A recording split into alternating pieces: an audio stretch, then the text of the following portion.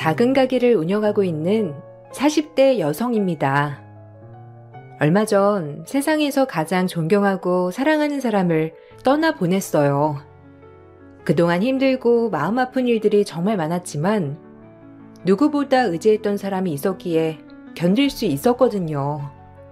그분이 떠나시고 나니 그 어떤 힘들었던 일보다 더욱 마음이 아픕니다.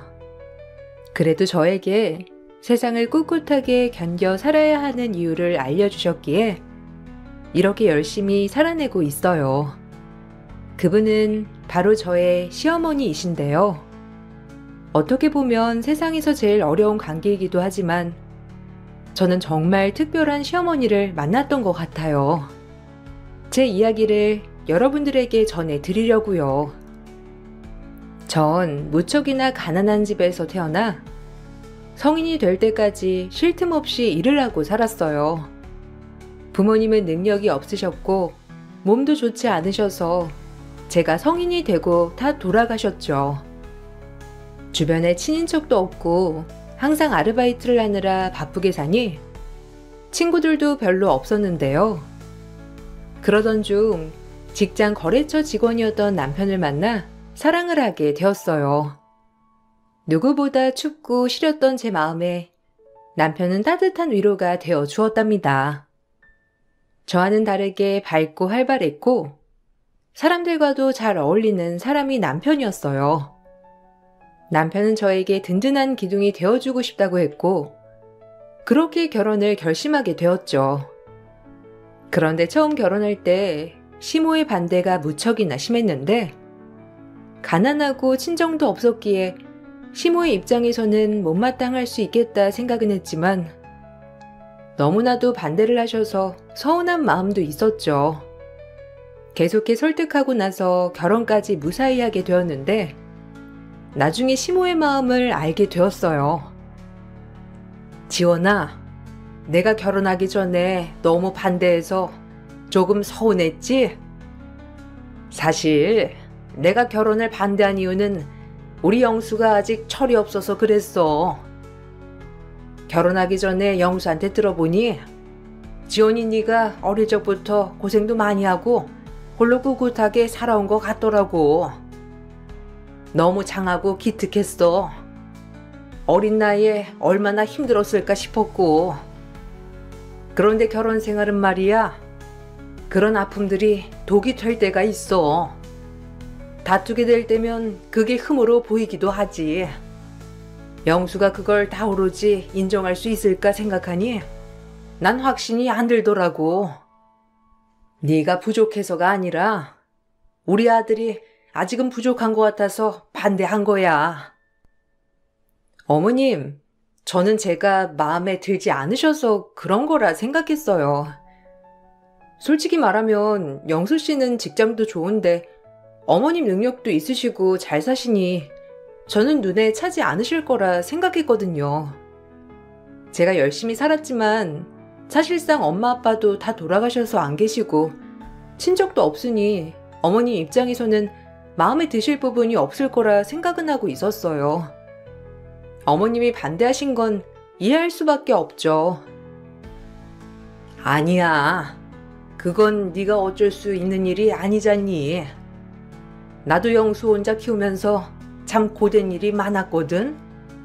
그래도 영수가 있어서 마음의 의지도 되고 더 굳게 마음 먹을 수 있었는데 지연이는 나보다 더 힘들었겠다 싶더라고. 누군가가 그 힘든 마음을 포용해주고 감싸줄 수 있다면 좋겠지만 내가 봤을 땐 영수는 아직 어리고 철이 없어. 아들도 아들이지만 같은 여자로서 결혼 생활은 행복하고 든든해야 하거든. 근데 막상 이렇게 결혼을 시키고 보니 지원이 네가 정말 내 딸 같아. 내가 딸 하나 더 낳았다면 지원이 딱 너 닮은 딸이었으면 참 좋았겠다 싶을 정도야. 내가 왜 결혼을 반대했을까 싶어. 우리 아들이랑 결혼해줘서 고마워. 어머님, 제가 더 감사하죠. 어머님 덕분에 저는 너무 편하게 생활하고 있잖아요. 어머님이 해주신 집에서 편하게 잠자고 생활하고 늘 감사하게 생각해요.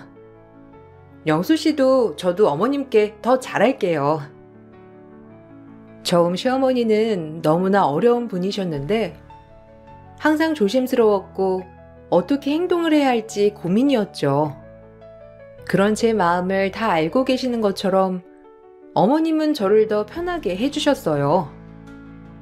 평생 가게를 운영하면서 아들을 키우셨는데 봉사활동도 많이 하시고 주변에도 좋은 사람이라 평판이 자자한 분이셨죠. 제가 결혼을 하고 어머님은 주변 분들에게 딸이라고 소개를 하셨는데 그만큼 절 너무 예뻐하셨고 하나라도 더 챙겨주려고 하셨어요. 특히나 어머님은 남편에게 항상 잘해야 한다고 말씀을 해주셨어요. 혹시라도 다퉈 분위기가 좋지 않은 날에는 저보다는 남편을 더 꾸짖으셨죠. 너희들 무슨 일 있니? 왜 밥 먹는 내내 아무 말도 안 하고 있어? 둘이 다투기라도 한 거야? 영수 네가 또 잘못했지? 저번에 보니까 너 지원이한테 너무 틱틱대면서 말하던데 또 그렇게 말한 거니? 아무리 화가 나도 말은 상대방 기분도 생각하면서 해야 하는 거야. 지원아, 영수가 뭐 잘못했지? 내가 혼쭐 내줄 테니 나한테 다 말해. 엄마는 내가 아들인데 왜 맨날 지원이 편만 들어? 그냥 조금 다툰 것뿐이야.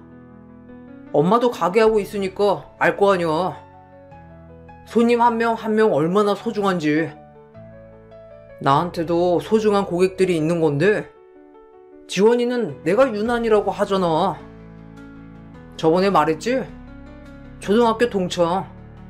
걔가 나한테 고객들 엄청 소개해 줬거든. 고마워서 밥 한 끼 사주고 선물 좀 준 것뿐인데 제가 엄청 뭐라고 하잖아. 어머님, 제가 다른 게 아니라 영수 씨가 너무 도를 넘는 것 같아서요. 영수 씨가 말하는 초등학교 동창 알고 보니까 여자더라고요. 둘이서 여기저기 밥 먹으러 계속 다니고 선물도 명품으로 선물을 해줬던데 이게 진짜 말이나 되는지 모르겠어요. 어머님, 저 너무 속상해요. 아이고, 지원아, 내가 정말 미안하다. 영수한테 내가 그것까지 일일이 가르쳐야 할 줄이야 꿈에도 몰랐네. 영수, 너 이 자식 어떻게 마누라가 있는데 밖에서 그런 짓을 하고 다니니? 아무리 고마운 고객이라고 해도 그건 너무한 거 아니야? 지원이가 자기 거래처 고마운 곳이라고 해서 거래처 사람이랑 단둘이 밥 먹고 놀러 다니고 선물 주고받고 하면 좋겠어? 아니, 내 말은 그게 아니라 친구이기도 하니까 편하게 했던 것뿐이야. 지원이가 거기다가 걔한테 연락까지 했단 말이야. 우리 사이는 그냥 단지 친구일 뿐인데 너무 도를 넘어서서 참견하니까 그런 거지. 뭐? 지원이가 오죽하면 전화까지 했겠어? 네가 처신을 잘해야지 이거사. 가정이 평온해야 밖에서 일도 잘할 수 있는 거고 너도 안정감을 찾을 수 있는 거야. 네가 제대로 행동을 안 했구먼. 지금 누굴 탓하는 거냐? 너는 더 혼나야 돼. 지원아, 쟤는 내버려두고 우리끼리 고기나 사 먹으러 가자. 내 뱃속에서 나온 앤데 어떻게 그런 짓을 할 수 있나 몰라. 어머님은 항상 제 편이 되어주셨고 결혼을 하고 나서 남편은 급속도로 저에게 무심해졌어요. 든든한 기둥이 되어주겠다던 사람은 온데간데 없고 매일 지인들을 만나러 다니느라 저녁도 같이 먹지 못한 날들이 많았어요. 대신 절 챙겨줬던 건 어머님이셨어요. 시간이 흘러 남편과 사이가 좋아지면서 임신을 하게 되었는데 초기 유산이 됐어요.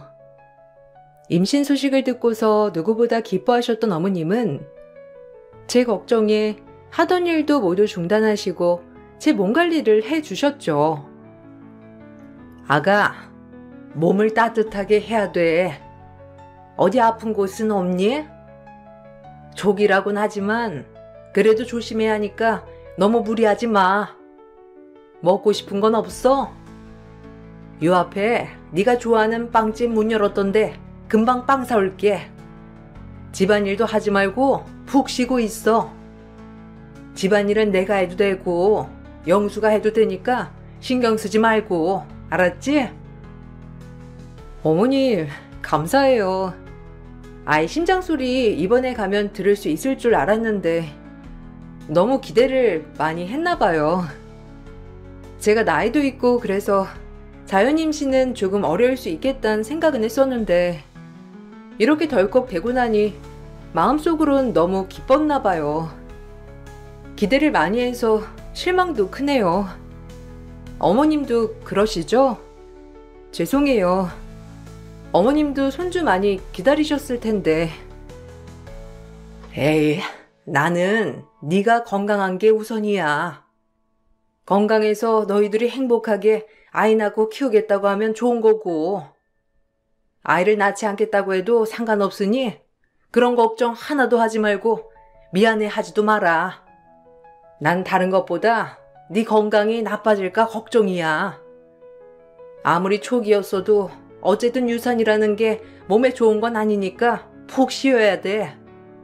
잘못 몸조리하면 나중에 탈나. 괜찮아요, 어머님. 의사 선생님도 하루 푹 좀 쉬고 일상생활해도 괜찮다고 하셨어요. 저도 지금 당장 불편한 곳은 없어요. 어머님한테 죄송해서 어떻게 해요? 집안일도 싹 해주시고 어머님 일도 있으신데 저 때문에 다 취소하셨잖아요. 날이 아픈데 탱자탱자 놀러가는 엄마가 어디 있어? 네가 아프면 나도 마음이 아파. 건강하게 잘 쉬고 마음도 잘 살피고 지원이니가 임신했다고 했을 때 그 어떤 날보다 기뻐하면서 말했던 게 눈에 아른거리네. 그렇게 좋아했는데 네 마음은 오죽하겠니? 내 걱정 하나도 하지 말고 네 몸만 생각해. 어머님과의 사이는 시간이 지날수록 더욱 애틋하고 깊어졌는데 어머님은 정말로 딸처럼 절 생각해 주셨죠. 항상 집에 찾아갔을 때도 제가 손 하나 까딱 안 하게 어머님이 미리 싹 다 준비를 해두셨고 철마다 저를 위해서 옷이며 신발이며 가방이며 사라고 용돈까지 매번 챙겨주셨어요. 살면서 친한 친구조차 없었던 저에겐 어머님이 친구고 엄마였죠. 그렇지만 유산 후 남편과 사이는 점점 멀어졌어요. 유산을 하고 나서부터였는지 제 몸 상태는 나빠지게 되었고 결국 다니던 회사를 그만두게 되었어요. 그렇게 한 달을 쉬었을 무렵부터 남편은 저에게 막말을 퍼부었죠. 너 일 안 할 거야? 아무리 그래도 이제 한 달 쉬었으면 취업할 곳 알아보고 그래야 하는 거 아니야? 너만 몸 아프냐? 나도 몸 죽게 아파. 몸 여기저기 안 아픈 곳이 없는데 밖에서 열심히 일하고 있잖아. 근데 너는 솔직히 임신 초기에 유산한 건데 무슨 출산한 것처럼 쉬고 있어? 출산을 해도 이렇게 쉬는 사람도 없는데 너는 왜 한 달 넘게 이러고 있냐고. 내가 한 달 정도는 쉴 거라고 말했잖아. 갑자기 왜 그래? 그리고 쉬면서 이번 달 생활비를 안 냈어? 생활비도 다 내고 살림도 내가 다 하고 있는데 도대체 뭐가 그렇게 불만이야? 당신이야말로 내가 걱정이 되기는 해? 몸 안 좋다고 했을 때도 걱정 하나도 없었고 거기다가 지금도 봐봐. 아직 몸 상태 안 좋은데 당신 지금 나한테 일 안 하냐고 하고 있잖아. 그럼 내가 뭐라고 안 하게 생겼어? 내가 아는 여자애들은 애 둘 셋 낳고도 한 달 만에 다시 복직하고 그러더라. 어떻게 너는 귀하게 자란 것도 아니면서 그렇게 몸 상태가 별로냐? 아니면 나한테 들러붙으려고 지금부터 쇼하는 거야? 그런 거 좀 그만해. 내가 너랑 왜 결혼했는지 알아? 네가 생활력 강하고 억척스러워서 한 거야. 근데 지금 이게 뭐야? 집에서 뒹굴뒹굴 식충이도 아니고. 뭐? 식충이? 당신은 어떻게 나한테 그런 말을 할 수가 있어? 당신이 지금 입고 있는 옷, 어제 먹었던 밥, 그거 다 내가 해준 건데 어떻게 그런 말을 하냐고. 거기다가 나는 생활비도 반 내는데 내가 뭘 못했다고 그런 말을 해. 그래. 미안하다. 내가 아주 큰 잘못을 했네. 근데 밖에 나가서 물어봐. 내가 너무한지 네가 너무한지. 내가 지금 우리 상황 주변에 물어보니까 다들 네가 너무하다고 하더라. 세상 좀 소통하면서 살아. 너만 억울하고 불쌍하다고 생각하지 말고. 너 그거 병이야. 남편은 이런 상황을 어머님에게까지 말을 했는지 어느 날은 어머님이 저에게 가게로 출근을 하라고 하셨어요. 걱정하실까봐 몸이 좋지 않다는 사실도 말씀드리지 못했는데 일도 못할 정도라고 하니 어머님이 정말 속상해 하셨죠. 어머님은 아침 새벽부터 저녁까지 가게 일을 해야 한다고 하셨어요. 그 말을 듣고선 처음엔 의아했는데 나중에 알고 보니 어머님이 오히려 절 배려해 주신 거였어요. 남편은 어머님께 제가 일도 안 하고 게으르게 산다고 말한 듯 했어요. 그렇지만 모든 집안일을 제가 하고 있었다는 걸 알고 있었던 어머님은 아침 새벽부터 저녁까지 절 부리겠다며 남편에게 말하고서는 절 가게로 불러 푹 쉬게 해주셨어요. 가게로 가면 저는 가게의 한 작은 방에 들어가 어머님이 그동안 보고 싶으셨던 영화를 대신 시청했죠. 어머님, 저 가게 일 볼게요. 저 신경 쓰지 마시고 막 부려주세요. 저 여기 일하러 왔잖아요. 어머님 월급 주신다고 했으니까 주신 만큼 일해야죠. 뭐부터 할까요? 재료들 다듬을까요? 아니면 청소부터 할까요? 어머님, 저 여기서 쉬게 해주시려고 남편한테 그렇게 말씀하신 거예요? 에이, 아니야. 나중에 너 일 시킬 거니까 일단은 몸이 안 좋으니 거기서 쉬고 있어. 다음에 건강해지면 막 부려먹을 거니까. 내가 저번에 보고 싶다고 했던 영화 있지? 그거 네가 대신 봐서 나한테는 줄거리만 알려줘. 궁금한데 내가 가만히 있는 건 또 못해서 말이야. 알았지? 심심하면 간식거리라도 먹을래? 저번에 우리 가게 건너편에 맛있는 디저트 가게 열었다고 했지? 너 좋아할 것 같아서 내가 미리 사놨어. 어머님, 저 이러면 너무 감동이잖아요. 감사해요, 늘. 남편이 뭔가 스트레스 받는 게 있는 모양이에요. 요즘 따라 까칠하고 말도 잘 안 하고 뭘 물어봐도 통 대답도 안 하고 투명하게 말하는 거 보니 무슨 일 있는 것 같은데 어머님 많이 신경 쓰시는 것 같아서요. 너무 걱정하지 마세요. 남편 요즘 일이 바쁘다고 하더니만 스트레스도 같이 받나 봐요. 그래, 걔는 왜 그렇게 멘털이 약한지 모르겠어. 어쨌든 걔는 그냥 내버려 두고 이제는 네 몸만 생각해. 건강해야지. 그래야 힘도 나고 다음을 준비하지. 네 몸 상해가면서 스트레스 받아가면서 참을 필요는 없어. 알았지? 영수가 너무한 게 있으면 너도 참지 말고 들이받아버려. 걔는 좀 혼나야 돼. 어머님은 절 위로해 주면서도 기분이 나아질 수 있도록 항상 신경을 써 주셨어요. 그러면서 제 건강은 점차 좋아졌고, 처음에는 어머님도 일하는 걸 굳고 말렸지만 그렇다고 거기서 매번 쉴 수는 없었어요. 어머님과 함께 열심히 가게를 운영했고, 가게는 점점 더 잘 되기 시작했습니다. 어머님은 단 한 번도 월급을 적게 주신 적이 없었고, 오히려 잘한다며 보너스라고 더 챙겨주셨어요. 반면 남편은 점점 시간이 갈수록 저에게 더 소홀해졌습니다. 밖으로 도는 날들이 많아졌고, 집에 가도 들어오지 않거나 혹은 며칠 동안 외박을 하기도 했어요.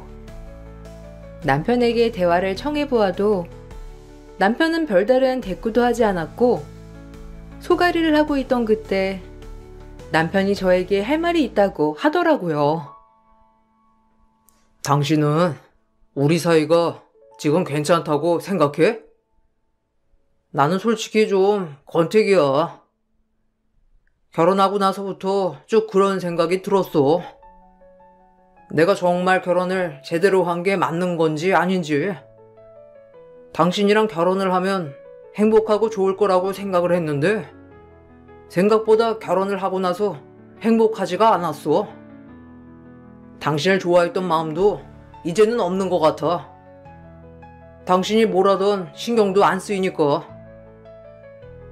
지금 무슨 말을 하는 거야? 그래서 지금 결혼 생활이 힘들다고 말하는 거야? 여보, 누구나 그럴 수 있어. 권태기는 누구한테나 있을 수 있고, 어떻게 극복하느냐가 중요해. 우리 좀 더 서로 함께하는 시간을 갖자. 노력하면 좋아질 거야. 우리 결혼하고 나서 서로 너무 바쁘고 같이 시간 갖는 일들이 별로 없었잖아. 돈도 돈이지만 우리 좀 더 함께 시간을 보내야 할 필요가 있을 것 같아. 아니, 그럴 필요 없어. 나 다른 사람이 좋아졌어. 당신한테는 솔직히 말할게. 어차피 헤어져야 하니까. 바람은 아니고 그냥 혼자 좋아하는 거야. 그 사람이 좋아서 당신을 마음에 둘 자리가 없어. 당신이랑 헤어지고 그 사람이랑 새로 시작하고 싶어. 한참 동안 곰곰이 생각을 해봤는데 내 생각에는 우리한텐 그게 나을 거라고 생각해. 그러니까 우리 이혼하자. 이혼하자고? 지금 당신 제정신이야? 갑자기 이혼하자는 말이 어떻게 나와? 아니, 어떻게 노력도 안 해보고 그렇게 덜컥 끝내자고 할 수가 있냐고. 지금 당신 무슨 말 하는지 알아? 어떻게 갑자기 이혼하자고 하는 거야? 너랑 아무리 시간을 보내도 내 마음은 변하지 않을 것 같아. 이제 엄마 가게도 그만 가고 난 지금 나가서 살 테니까 당신 짐 정리하고 나갈 때 연락해줘. 서류는 그냥 빨리 정리하자. 내일 내가 작성해서 집으로 보낼 테니 그냥 합의해서 마무리하는 게 좋을 것 같아. 솔직히 서로 탓하면서 법원 다툼하는 건 나도 원하지 않으니 그냥 빨리 정리하고 끝내자. 갑작스러운 남편의 통보에 당황스럽기도 하고 화가 나기도 했어요. 그동안 아무리 제가 노력을 해봐도 묵묵부답이었던 남편은 헤어짐을 생각하고 있었던 거죠. 남편은 시모에게도 이 사실을 통보했고, 나중에 알고 보니 남편은 혼자 짝사랑한 것이 아니라 바람이 난 거였습니다. 바로 그동안 자신에게 도움을 많이 줬다던 동창 여자와 바람이 났죠. 저는 너무나 분노할 수밖에 없었는데, 그럼에도 뻔뻔하게 자기 혼자 좋아한 거라며 말하는 남편이 너무 야속했어요. 소가리만 하고 있던 그때 집에 있던 저를 찾아와 준 사람은 시어머니였어요.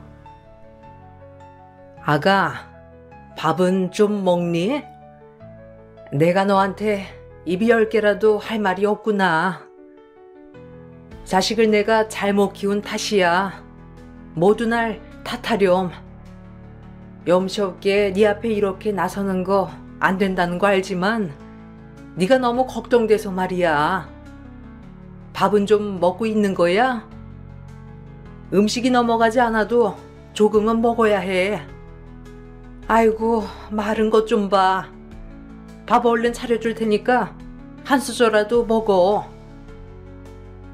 어머님, 저 정말 어떻게 하죠? 남편은 절대 외도한 거 아니라고 하는데 찾아보니 남편이랑 그 여자 외도한 거 맞는 것 같아요. 죽어도 아니라고 자기 맘 떠났다면서 매일같이 이혼 서류 들고 오는 사람을 어떻게 해야 하죠? 솔직히 저도 냉정하게 이혼하고 싶은데 이혼해주면 둘이서 잘 살 것 같은 생각에 죽어도 이혼 못 해주겠어요, 어머님. 난 네 편이야. 내 아들이지만 당장이라도 내쫓고 싶을 정도로 너무하구나. 비는 못 속인다더니 돌쟁이 아이 두고 바람나 집 나간 지혜비랑 똑같이 행동하다니. 그렇게 내가 누누이 말했건만. 이혼은 네가 어떻게 할지 찬찬히 생각해보고 결정해. 나는 네가 이혼하는 게 더 나을 거라 생각은 해. 쓰레기 같은 자식 잊어버리고 이제 네 살 길 살아야지. 그렇지만 지금은 너무 힘드니까 이러지 말고 우리 집에 가서 좀 쉬면서 생각을 해보자꾸나. 어머님은 남편을 정성으로 키우셨지만 남편은 사실상 어머님에게 오히려 불만을 가지고 있었죠. 시모가 이혼할 당시 시부 쪽에서 아이를 키우겠다며 양육권을 포기하라고 했었나 보더라고요. 그런데 그게 시부가 키우는 게 아니라 시부 쪽 가족 중에서 아이가 없는 집에 보내겠다고 하는 거였는데 시모는 절대 반대를 했고 끝까지 아이를 지켰었거든요. 남편은 그 집에라도 갔으면 멀쩡한 양부모가 있는 집에서 컸을 거라며 생각을 하고 살았기 때문에 시모가 아무리 잘해줬어도 불만이 많았던 상황이었어요. 여기 시부와 마찬가지로 바람까지 피웠다고 하니 시모는 아들에게도 정이 떨어졌다고 하셨어요. 그렇게 전 시모의 집으로 들어가게 되었고 당분간 함께 생활을 하며 몸을 추스리기로 했어요. 남편은 시모 재산을 노리고 수작 부리는 거라며 저를 비난했지만 전 꿋꿋이 견뎌냈습니다. 몸과 마음이 어느 정도 나아질 때쯤 불행은 다시 시작됐는데 바로 시모가 췌장암에 걸리셨어요. 내가 큰 벌을 받나 보다. 아들 잘못 키워 너한테 그렇게 지울 수 없는 상처를 주니 이렇게 벌을 받나 봐. 미안하다 지원아. 널 보면 내가 혼자 아들 키우며 아등바등 살았던 시절이 생각났어. 그때 정말 하루에 수십 번 포기할까 싶었거든. 누구 하나 기댈 곳 없이 홀로 버틴다는 게 얼마나 외롭고 힘든 일인지 내가 그 마음 알지. 그래서 난 네가 행복했으면 좋겠다고 생각했어. 부모님 여의고 홀로 보낸 시간이 얼마나 힘들고 외로울까 싶어서 말이야. 볼시모 외동아들인 집안보다 좀 더 화목한 집안, 든든한 남편에게 시집을 가는 게 맞다 생각을 했지. 그런 말씀 마세요. 저 누구보다 행복하게 지내고 있어요. 어머님 만나서 정말 제 친엄마처럼 행복하고 사랑도 느끼고요. 솔직히 어떤 시어머니가 어머님처럼 며느리한테 잘해주시겠어요. 어머님은 제 두 번째 엄마예요. 제가 더 죄송하죠. 어머님 몸이 이렇게 안 좋으셨는데 제 생각만 하고. 어머님 좀 더 힘내셔서 치료도 받으시고 노력해봐요. 아니다. 이제 얼마 안 남은 시간 그동안 하고 싶은 거 참았던 거 이참에 다 해보련다. 내가 다른 건 모르겠지만 널 며느리로 맞이한 건 제일 잘한 일 같구나. 늘 나를 존중해주고 생각해줘서 고마웠어. 내 뱃속에서 나온 자식도 날 이해하지 못했는데 넌 항상 날 존경해줬잖니. 고맙다. 그리고 미안해. 어머님은 3개월 시한부를 받으셨고 그동안 보고 싶었던 영화도 마음껏 보시고 저와 이곳저곳 여행도 많이 다녔어요. 컨디션이 좋지 않은 날도 많았지만 어머님은 어떻게든 버티시려고 노력하셨죠. 시모의 채장한 판정에도 불구하고 남편은 어머님을 챙기지 않았어요. 3개월 정도 남았다는 걸 듣고서는 오히려 보험 든 게 뭐가 있냐는 물음만 있었죠. 그러던 중 시모의 병환이 심해져 호스피스로 들어가게 되면서 전 바로 남편에게 연락을 했죠. 어머님, 상태가 많이 안 좋으셔. 아직 2달밖에 안 됐는데 시간이 별로 안 남은 것 같아. 당신 더 늦기 전에 어머님 자주 찾아뵈. 아무리 무심한 아들이라고 해도 어머님 이제 얼마 시간이 남지 않으셨는데 나중에 후회하지 말고. 그건 내가 알아서 해. 네가 참견할 바가 아니야. 그나저나 이혼은 왜 안 해주는 거냐? 너 아직도 나 사랑하냐? 너도 참 불쌍하다 진짜. 태어나서 사랑 한번 제대로 안 받아봐서 그런가? 싫다는 사람 왜 바지가랑이 자꾸 늘어지고 있어? 얼른 이혼 도장이나 찍어. 나 너랑 살 생각 없다니까. 그리고 엄마 수명이 이제 다 한 거지 뭐. 돌아가시면 연락해. 지금 그게 말이라고 해? 어머님 유일한 가족이 당신인데 지금 제정신이냐고. 당신 정말 너무한다. 어머님 혼자 얼마나 힘들게 당신 키웠는데 어떻게 당신은 그렇게 철없이 생각할 수가 있어? 지금 당신이 그렇게 살 수 있는 거 다 어머님 덕분이라는 거 몰라? 네가 내 삶을 어떻게 아냐? 그래, 고생하면서 나 키웠지. 근데 엄마 고생한 걸 내가 알아야 하는 이유가 뭔데? 애초에 잘 사는 아빠 집으로 보냈으면 그렇게 개고생하면서 키울 필요도 없었을 거고, 나도 아빠 없이 자란 자식 소리 들을 필요도 없지 않나? 너야말로 피 한 방울 안 섞인 남의 집에서 쇼하지 말고 얼른 그 집에서 나와. 결국 어머님은 3개월도 채 채우지도 못하시고 돌아가시게 되었고, 돌아가시기 전 제 손을 꼭 붙들며 손등을 토닥토닥 해주셨는데 그 모습이 잊혀지지 않아요. 그래도 그동안 힘들어 하셨던 것에 비하면 평온하게 눈을 감으셔서 한편으론 다행이다 생각을 했고, 바로 남편에게 연락을 해보니 전화를 받지 않더라고요. 남편 없이 장례를 치를 수 없어 계속해 연락을 하니 몇 시간이 더 지나고 나서야 연락이 닿았죠. 당신 지금 어디야? 어머님 돌아가셨어. 그렇게 전화를 했는데 어떻게 한 번을 안 받아? 제발 좀 전화 빨리 받아. 어머님 호스피스 들어간 거 알고 있었잖아. 어쨌든 장례 치러야 하니까 얼른 와. 장례식장이랑 다 준비해 놓았으니까 당신만 오면 돼. 나 지금 못 가. 그러게, 미리 돌아가실 것 같으면 연락하라고 했잖아. 나 하와이로 3박 4일 여행 갈 거니까 장례 당신이 알아서 잘 치르고 나중에 엄마 어디다 모셨는지만 나한테 말해줘. 뭐? 이 쓰레기 같은 놈아. 지금 그게 말이라고 해? 네 엄마가 돌아가셨다고. 여행 같은 소리 하네. 당장 와. 뭐 하는 짓이야 정말? 사람이라면 끝까지 도리는 해야지.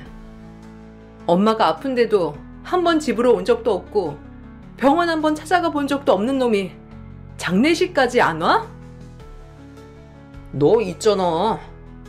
엄마가 너 엄청 좋아하니까 네가 장례 치러줘도 좋아할 거야. 그리고 요즘 장례식이 얼마나 중요하다고 나보고 꼭 참석을 하래. 죽은 사람보다 산 사람이 더 중하지.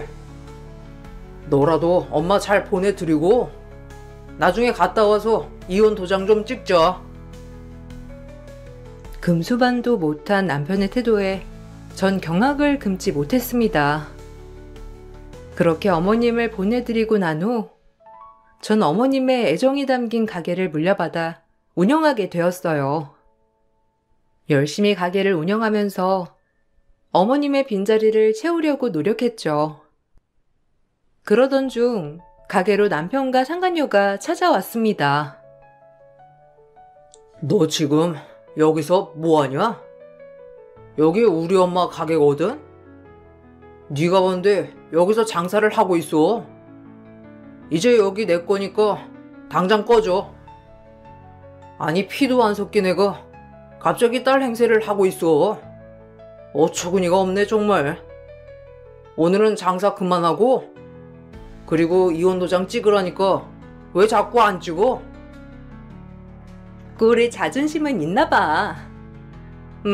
생각보다 여기 좀 구석이긴 한데 리모델링하면 되겠다. 그렇지 자기야? 여기 내 샵 차리면 진짜 좋을 것 같지 않아? 다른 것보다 여기다 차리면 딱일 것 같은데. 자기가 다 해줄 거지? 내가 열심히 일해서 자기한테 다 줄게. 지랄을 한다. 지랄을 해. 야, 너희들 여기 어디라고 찾아오니? 아, 금수만도 못한 자식들이라서 염치가 없구나. 그렇지? 여기 어머님 남기신 유서야. 그렇게 기대하는 유산 거기 다 써져 있으니까 잘 보고. 이혼 도장은 안 찍어. 내가 소송할 거거든. 남편은 부랴부랴 어머님이 남기신 유서를 확인했어요. 유서를 보고선 남편은 상간녀의 뺨을 사정없이 내려쳤습니다. 어머님은 상간녀가 자신을 찾아왔던 날을 하나부터 열까지 다 기록하셨고 가게 안 CCTV 영상도 모두 저장해 두셨죠. 그동안 남편이 자기 혼자 짝사랑이라며 이혼을 말했을 때 외도에 대한 증거를 찾지 못했는데 그때 상간녀가 어처구니 없이 시모를 찾아와 사실을 말하면서 그동안 두 사람이 오래전부터 외도를 했던 증거를 확보할 수 있었어요. 시모는 돌아가시면서 제가 이혼 청구하며 위자료도 받을 수 있도록 그 영상과 자료들을 모두 남겨두셨습니다. 거기다가 돌아가시기 전에 이미 상가명이며 모든 재산의 명의를 제 앞으로 돌려놓으셨죠. 유산이 아닌 명의를 이전한 것이니 남편에게 남을 건 하나도 없었어요. 전 남편과 상간녀 모두에게 위자료를 청구했고 위자료를 받아 이혼을 했습니다. 남편은 그나마 집을 분할하면서 받은 돈도 저에게 위자료를 주면서 모두 탕진하게 되었어요. 빈털터리가 된 남편은 상간녀에게도 버림을 받은 것 같더라고요. 여보, 오늘 당신 가게에 가도 될까? 당신이 끓여준 된장찌개가 너무 먹고 싶네. 당신 음식 손맛 대박이었는데 말이야.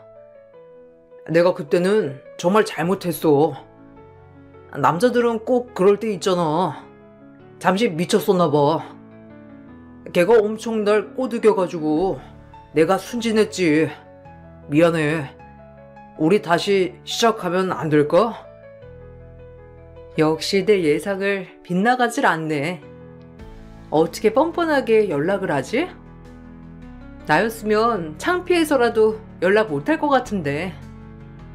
그렇게 세기의 사랑처럼 난리법석을 부리다가 돈이 없으니 버려졌니? 참 너도 애처롭다. 근데 어쩌니? 난 너랑 다시 시작할 생각 없는데. 내가 우리 어머니한테 미안해서라도 너랑은 다시 만날 생각 추워도 없거든?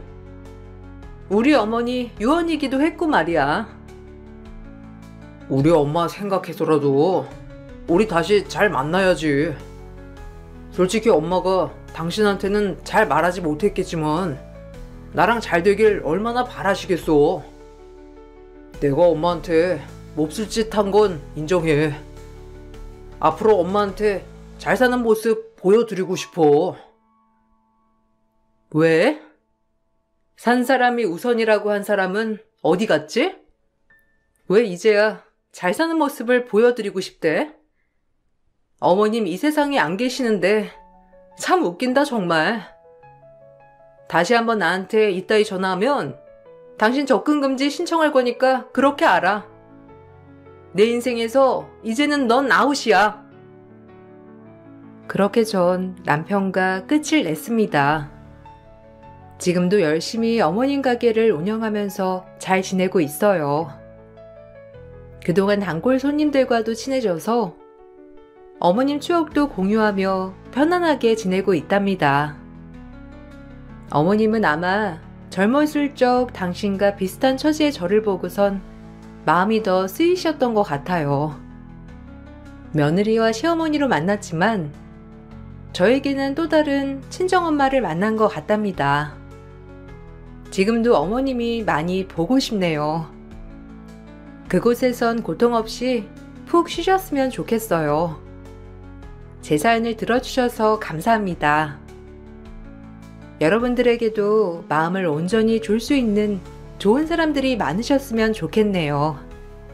행복하세요. 안녕하세요. 저는 서울에 살고 있는 40대 초반 여자입니다. 저번 주 주말에 시댁에서 가족들과 모임을 가진 적이 있었어요. 시모의 건강에 문제가 생겨서 앞으로 어떻게 해야 될지 의논을 하기 위해 한자리에 모였지만 남편과 저는 시댁에 별로 오고 싶은 마음은 없었습니다. 하지만 가족이라는 이유 하나 때문에 어쩔 수 없이 참석을 할 수밖에 없었어요. 시부는 시모가 병원에 입원하는 걸 원하고 있었지만 시모는 원하지 않았어요.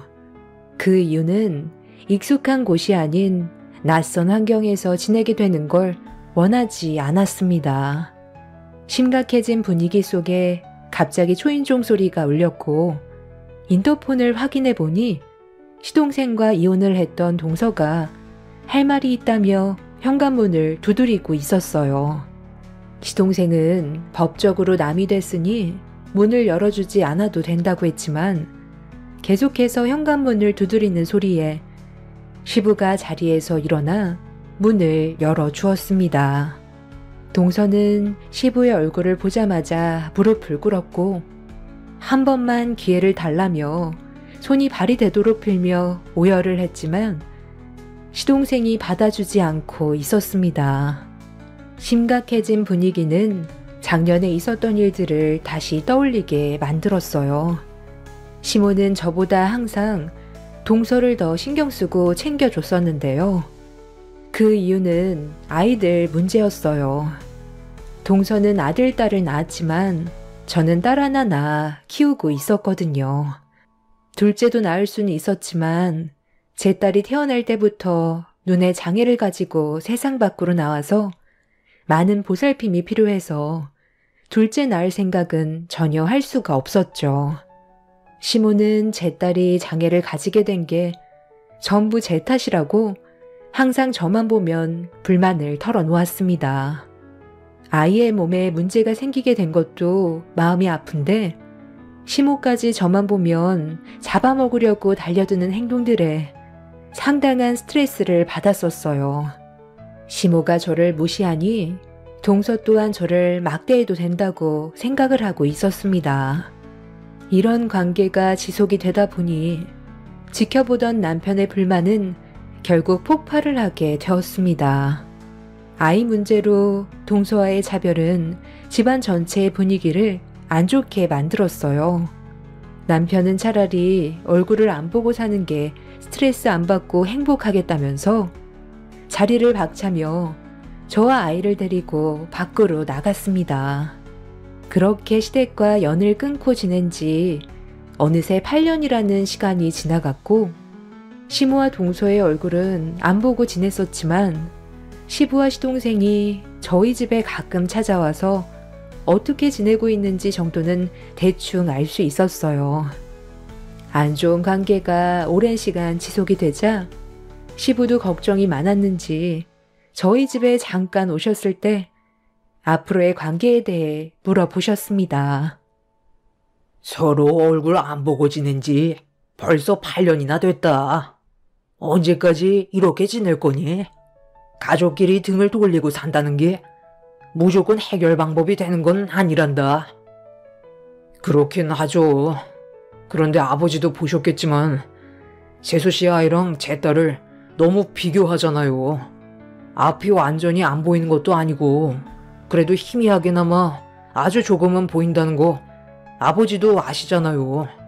조만간 수술까지 계획이 되어 있어서 훨씬 더 좋아질 수 있는데 어머니랑 재수 씨가 제 딸을 바라보는 시선이 너무 불쾌하다고요. 몸이 좀 불편하다고 해서 차별 주는 것 자체가 문제였고 그것 때문에 이 사람도 정말 힘들어 했었는데 두 사람이 어떻게 행동했어요? 제 딸의 몸에 문제가 생긴 걸 이 사람 탓으로 돌렸잖아요. 저는 그런 모습들이 마음에 안 들었던 거예요. 그런데 지금 봐봐요. 8년의 시간이 지나는 동안 저희한테 연락 한 번 했어요? 문자 한 통도 안 왔어요. 그게 무슨 뜻인지 아버지도 모르는 건 아니잖아요. 그냥 얼굴 안 보고 지내겠다는 건데 저희가 왜 먼저 연락을 해야 되는지 모르겠어요. 아무튼 저희는 그때의 감정들이 아직까지 상처로 남아있고 가슴 깊이 멍이 들어있기 때문에 아직 얼굴을 마주하고 싶지 않아요. 저도 같은 의견이에요. 어차피 서로 좋지 않은 감정에서 얼굴 봐봤자 또다시 상처만 받고 돌아올 텐데 그럴 바엔 지금처럼 서로 얼굴 안 보는 게 속 편할 것 같아요. 시부는 고민이 많았는지 한참 동안 생각에 빠져 있었습니다. 집안의 가장으로서 이런 불화가 지속이 되는 걸 원치 않았던 시부는 감정의 골이 더 깊어지기 전에 하루빨리 해결을 하고 싶어 했어요. 가족끼리 등 돌리고 사는 게 좋지 않다는 걸 저 또한 알고는 있었지만 8년 전에 너무 큰 상처를 받았고 제가 먼저 다가갈 이유가 없었기 때문에 시모와 동서가 잘못을 인정하고 먼저 손을 내밀기 전까진 저희 부부는 움직이지 않을 생각이었습니다.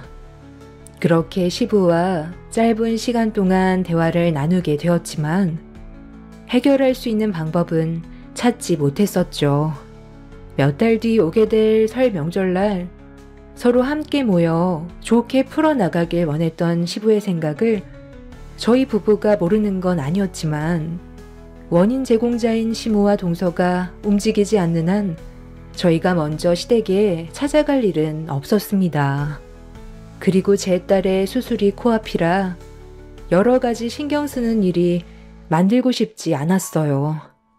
그렇게 시부가 돌아가시고 몇 주 뒤 제 딸은 눈 수술을 하게 되었습니다.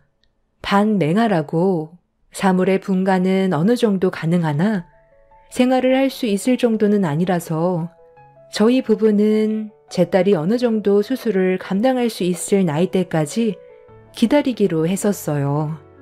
담당 의사 또한 수술이 급한 건 맞지만 너무 어렸을 때 수술을 진행하는 것보단 시간을 두고 수술을 할 수 있을 정도의 체력과 여러 상황들을 고려해 좀 더 지켜보기로 했던 거였어요.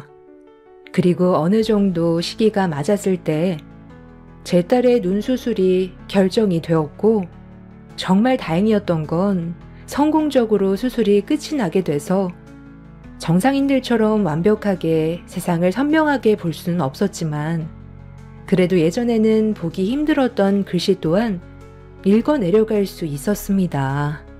그리고 이 소식을 들었는지 8년 만에 처음으로 시모에게 먼저 전화가 왔어요.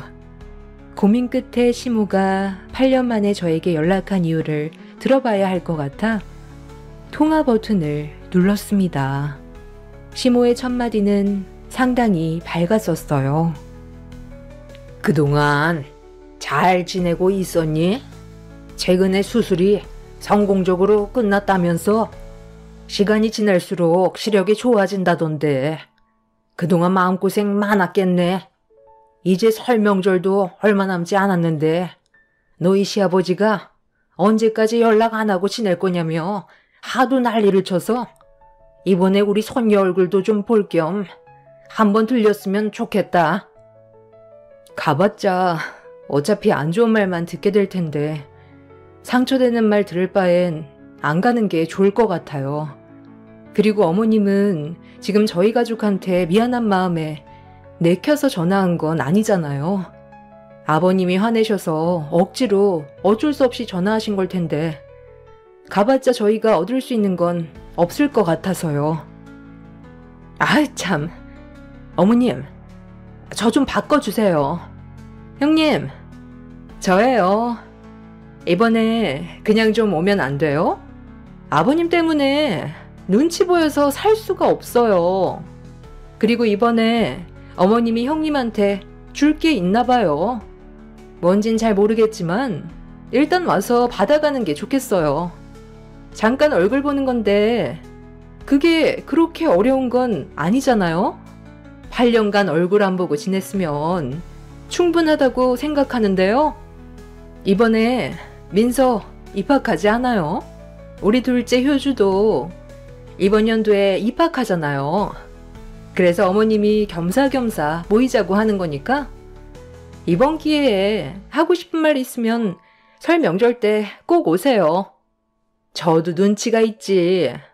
아버님 화가 머리끝까지 올라왔는데 쓸데없이 입 놀리진 않는다고요. 시모와 동서는 시부 때문에 스트레스를 많이 받고 있었는지 8년 만에 처음으로 전화해서 명절날 서로가 쌓였던 불만들에 대해 풀자며 시댁으로 모이길 원하고 있었습니다. 옆에서 묵묵히 듣고 있던 남편은 별로 느낌이 좋지 않다며 무슨 생각을 가지고 있는지 알 수 없기 때문에 혹시 모를 또 다른 상황들로 인해 힘들어질까봐 걱정을 하고 있었어요. 그렇게 저희 부부는 한참 동안 고민을 한 끝에 8년 만에 처음으로 설 명절날 시댁으로 향하게 되었습니다. 가는 동안에도 걱정이 많았었지만 시부가 가족들과 한자리에 모이는 걸 너무 원해서 어쩔 수 없이 시댁으로 가게 된 거였지만 조금이라도 상처가 되는 말을 듣게 된다면 고민도 하지 않고 집으로 다시 돌아올 생각을 가지고 있었습니다. 그렇게 8년 만에 시댁에 발을 들인 순간 시부와 시동생은 밝은 얼굴로 저희 가족을 반겨주었어요. 그리고 뒤이어 나온 시모와 동서는 어색한 미소로 인사를 건넸습니다. 두 사람은 저희 부부의 얼굴보다 제 딸의 수술 결과가 더 궁금했는지 제 딸에게 시선을 떼지 못하고 있었어요. 동서의 자식들은 웃고 떠들면서 거실을 활개치며 뛰어다니고 있었지만 제 딸은 안정을 취해야 되는 몸 상태라 조심스럽게 방으로 들여보냈습니다. 애들 목소리에 귀를 기울인 제 딸은 같이 놀고 싶었는지 사촌들과 자리를 만들어달라고 요청하길래 거실에서 뛰어놀고 있는 조카들을 불러 방에 있는 제 딸과 잠깐 대화를 나눌 수 있게 시도를 하려 했는데 아이들에게 충격적인 말을 듣게 되었습니다. 요즘 애들 친구 가려서 사귀잖아요. 조기 교육이 중요하다는 거 형님도 모르지 않을 텐데요. 어떤 애들과 만나냐에 따라 아이의 생각과 앞으로의 미래가 달라진다고요. 주변 친구들한테 얼마나 많은 영향을 받는데요. 제 아이들이 배울 게 없다고 생각해서 그런 말을 한 것 같으니 이해해 주세요. 사람마다 생각하는 건 다르잖아요? 그래도 그렇지. 이건 누가 봐도 잘못된 행동이고 바로 잡아주는 게 부모 역할 아니야? 아무리 애들이 어리다 해도 방금 한 말에 대해서는 사과했으면 좋겠어. 나 참, 장애인 보고 장애인이라고 한 게 무슨 잘못이에요? 장애인들이 노는 무리가 따로 있는데 정상인들과 섞이고 싶어 한다는 것 자체가 문제인 거죠. 정상인들이 왜 장애를 가진 사람들 때문에 피해를 봐야 되는 건데요? 방금도 보세요. 우리 애들 잘 놀고 있었는데 앞이 안 보여서 방에 들어갔으면 그냥 얌전히 있으면 되지. 귀는 또 왜 이렇게 밝아서 우리 애들 노는데 끼고 싶어가지고 불러달라고 하면 우리 애들이 같이 놀아줘야 되는 거예요? 제가 뭔데 우리 애들한테 오라가라 하는 건데요. 요즘 세상 장애를 가진 사람들을 향한 시선이 많이 좋아졌다곤 하지만 그래도 불편하고 옆에 있는 것조차 싫어하는 사람들이 아직 훨씬 많다는 거 형님도 모르는 건 아닐 텐데요. 그리고 애들 문제를 어른이 개입하는 것 자체가 통제고 아이들의 생각을 막는 거예요. 자기들이 원하지 않았기 때문에 거부를 한 건데 억지로 사과시키고 놀게 해줄 수는 없잖아요. 아이들의 의견도 존중을 해줘야죠. 장애가 있으니까 장애인이라고 한 건데 그게 뭐가 문제인지 모르겠네요. 8년 만에 보는 얼굴이면 그냥 좋게 대충 넘어가면 되는 거지. 꼭 그렇게 콕 집어서 걸고 넘어져야 속이 후련하세요? 동서는 자기 자식들에게 한마디 했다는 것 때문에 상당히 기분이 나빴는지 얼굴을 붉히면서 흥분을 가라앉히지 못했습니다. 가족들 모두 그런 동서의 모습을 바라보면서 당황해했고 저희 부부는 시댁에 오자마자 동서의 불편한 행동 때문에 어떻게 대처를 해야 될지 모르겠더라고요. 예전보다 더 대범하게 거침없이 본인이 하고 싶은 말만 내뱉는 모습에 집안 분위기를 순식간에 망쳐 놓았습니다. 가족들이 모두 한자리에 모여 있으면 그래도 최대한 말실수하지 않게 조심해야 되는데 동서는 앞뒤 가리지 않고 본인이 하고 싶은 대로 행동을 하고 있었어요.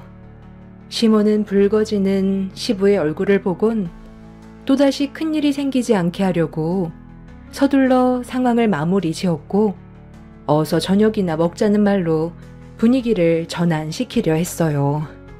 시모는 상 차리는 걸 도와달라고 저를 주방으로 불렀습니다. 동서는 본인이 뭘 잘못했는지 전혀 인지하지 못한 상태에서 투덜거리며 주방으로 들어왔어요. 시모는 저와 동서를 식탁에 앉히더니 대화를 이어나갔습니다. 너희 시아버지 성격 뻔히 알면서 꼭 그렇게 했어야 돼? 애들 집으로 돌아가면 그때 뒷감당할 자신이 있니?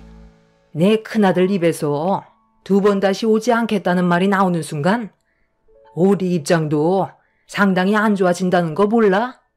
아까 뭐라고 했는지 못 알아들은 건 아니잖아. 어떤 일이 생기더라도 오늘만큼은 불만이 있어도 서로 참고 조용히 넘어가자고 했는데 지금 네가 하는 행동을 봐봐라. 어른들 보는 앞에서 네가 큰 며느리한테 대들면 분위기가 어떻게 흘러가겠어? 내가 조금만 늦게 상황을 반전시켰다면 너희 시아버지 입에서 상당히 거친 말들이 나왔을 거다. 다시 한번 말하지만 오늘만큼은 무슨 일이 있어도 참아야 된다. 원래 식사 끝나고 주려고 했는데 네가 지금 기분이 별로 안 좋아 보이는 것 같아서 미리 주는 거니 이거 받고 오늘은 그냥 아무 말도 안 했으면 좋겠다. 알겠지? 우리 손녀딸이 이번에 국제학교 입학한다면서 돈도 상당히 많이 들어간다는 말을 내가 들었거든. 그래서 조금이라도 도와주려고 준비했으니까 학교 들어가는데 보태거라. 지금 내가 가지고 있는 현금이 1억밖에 없어서 일단 그것만 준비해 준 거니까 나중에 더 필요하다고 말하면 바로 계좌로 싸줄 테니 부담 갖지 말고 넣어둬라. 그리고 이건 네 거다. 네 딸도 이번에 학교 입학한다면서 맹아 학교라던데. 작은 며느리보다 일찍 우리 집 식구가 됐는데 애가 늦게 생겨서 어떻게도 입학식이 비슷한 날짜에 잡혔네. 쟤는 맹아 학교에 입학한다고? 그럼 그곳은 눈이 안 보이는 애들만 들어가는 곳인가 봐. 그래서 너한테 이걸 좀 준비했다. 그래도 꽤 비싼 걸로 준비했으니까 앞으로 이거 들고 다니면 될 거다. 수술을 해서 앞이 좀 보인다 해도 맹인인 건 맞는 거잖아. 시모는 동서에게 입학 선물로 1억을 건네주었고 제 딸은 맹인 스틱을 건네주었습니다. 살면서 필요한 물건은 맞지만 시모의 말들이 저에게 상당한 아픔으로 다가왔어요. 장애가 있다는 이유로 신체적 문제를 거론하면서 맹인 스틱 주는 것도 감사하게 생각해야 된다며 돈을 줘봤자 깨진 항아리에 물 붓기라며 돈을 써봤자 시모가 느끼는 만족감이 없을 것 같다고 제 딸과 동서 딸을 대놓고 비교하고 있었습니다.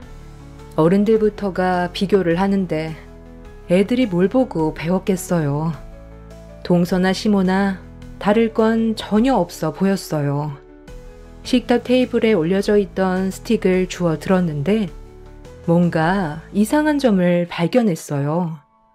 보통 맹인 스틱의 경우 접이식으로 되어 있어서 펼치면 자동으로 스틱이 펴지게 되어 있는데 보니까 제일 하단 부분이 고장난 건지 펴지지 않고 꺾여 있더라고요.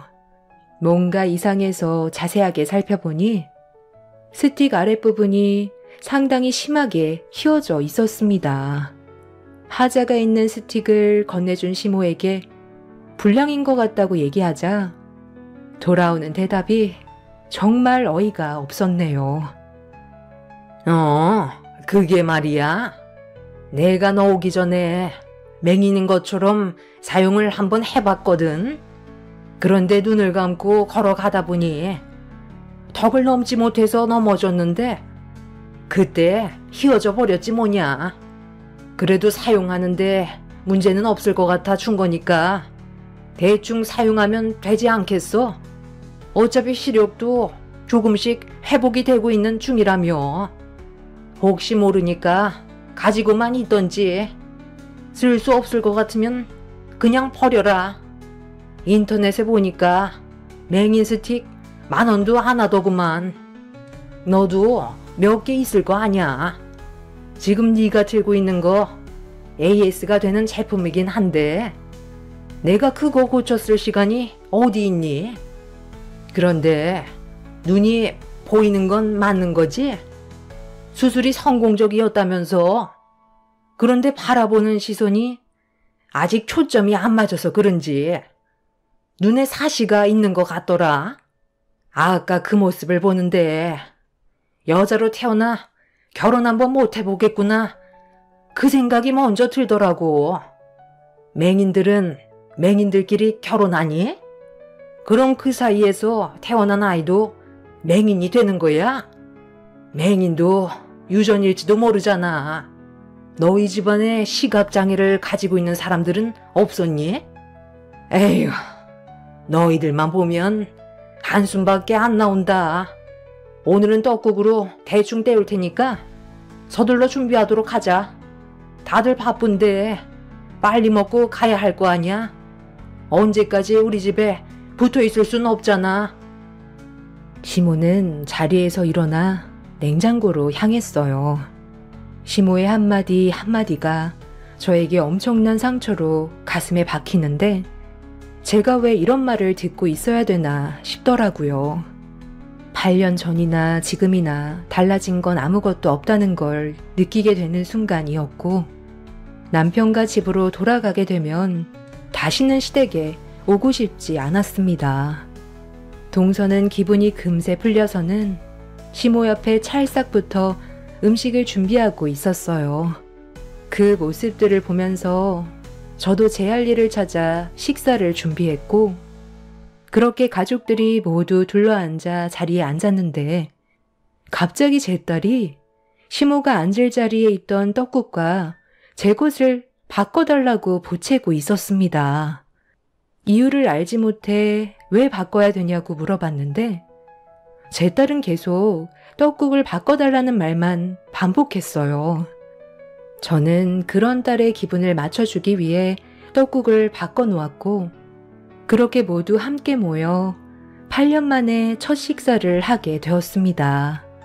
그런데 한 그릇을 뚝딱 비운 시모가 갑자기 표정이 일그러지더니 배를 부여잡고 급하게 화장실로 뛰어가 비명을 지르기 시작했어요. 화장실에 들어간 시모가 복통을 호소하며 괴로워하고 있는데 그 이유를 알지 못한 가족들은 화장실에서 나오지 못하고 있는 시모를 기다리고 있었습니다. 시부는 갑자기 일어난 돌발 상황에 많이 놀랐는지 무슨 일이냐고 물어보았고, 시모는 본인도 잘 모르겠다면서 배가 너무 아프다면서 힘들어하고 있었어요. 그렇게 한참 뒤 화장실에서 나온 시모는 얼굴빛이 하얗게 변해선 거실 소파에 털썩 주저앉았는데 모두들 의아해하고 있었습니다. 정확한 이유를 알지 못해 모두가 당황해서 시모의 상태를 지켜볼 수밖에 없었습니다. 그런데 문제는 시간이 지날수록 점점 더 심각해졌고, 시모는 몇 초마다 화장실을 반복해 왔다 갔다 하더니 나중엔 나올 힘도 없었는지 화장실에 주저앉아 버렸습니다. 시부는 그제서야 음식에 무슨 문제가 있는 것 같다고 했지만 가족들 모두 멀쩡한데 시모만 복통을 호소하고 있다는 게 너무 이상했어요. 그런데 그 순간 좀 전에 제 딸이 꺼낸 한마디가 머릿속에 스쳐 지나갔고, 제 딸은 가족들이 모르는 무언가를 알고 있는 것 같아 좀 전의 상황에 대해 조심스럽게 물어봤어요. 왜 떡국을 바꾸라고 한 건지 되물어 보는 순간 딸이 뱉은 한마디는 가족 모두를 경악하게 만들었습니다. 제 딸이 방에 들어가 있을 때 옆방에서 동서가 전화통화하는 대화 소리를 전부 듣고 있었다면서 동서가 아는 지인에게 설사약을 구매한 것 같았어요. 액상으로 되어 있어서 조금만 넣어도 설사를 유발할 정도로 강력한 약이었는데 그걸 한 통 전부를 제가 먹을 떡국에 부어버릴 거라고 지인과 대화하는 걸 옆에서 듣고 있었다는 걸 설명해주고 있었습니다. 제 딸은 눈이 잘 안 보이는 탓에 귀가 상당히 예민해서 작은 소리조차 상당히 민감하게 반응을 하는데 옆방에서 전화 통화하는 건 당연히 전부 다 들을 수 있던 거였죠. 이 사실을 알게 된 제 딸은 평소 자기를 싫어하던 할머니와 바꾸라고 말을 했던 것 같아 보였어요. 그리고 이 사실을 가족 모두가 알게 된 순간 시동생은 동서의 가방을 뒤지기 시작했고 그 안에서 액상으로 되어 있는 설사 약통이 바닥으로 떨어졌습니다. 집안은 순식간에 난리가 났고 동서가 이런 일을 저질렀다는 거에 모두가 분노를 감추지 못하고 있었습니다. 그리고 제일 많은 피해를 받게 된 시모가 동서의 생각 없는 행동으로 인해 자신이 피해를 봤다는 거에 화가 났는지 화장실에서 비틀거리며 밖으로 걸어 나왔습니다. 안색이 상당히 안 좋아진 상태에서 시모는 동서의 뺨에 손을 올렸고 머리채를 잡으면서 분노를 표출했어요.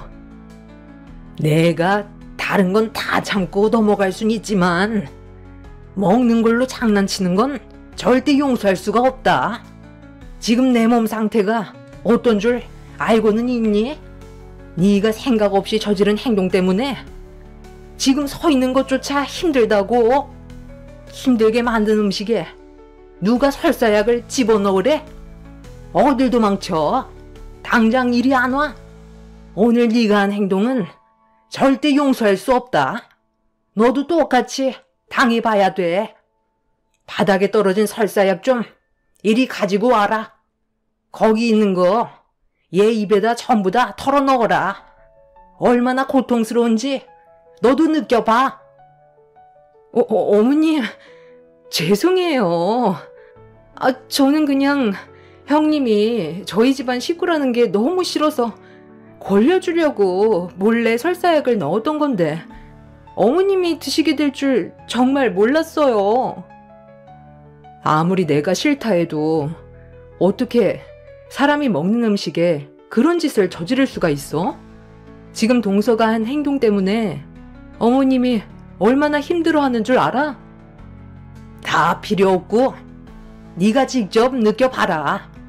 이리 와서 당장 입대지 못해?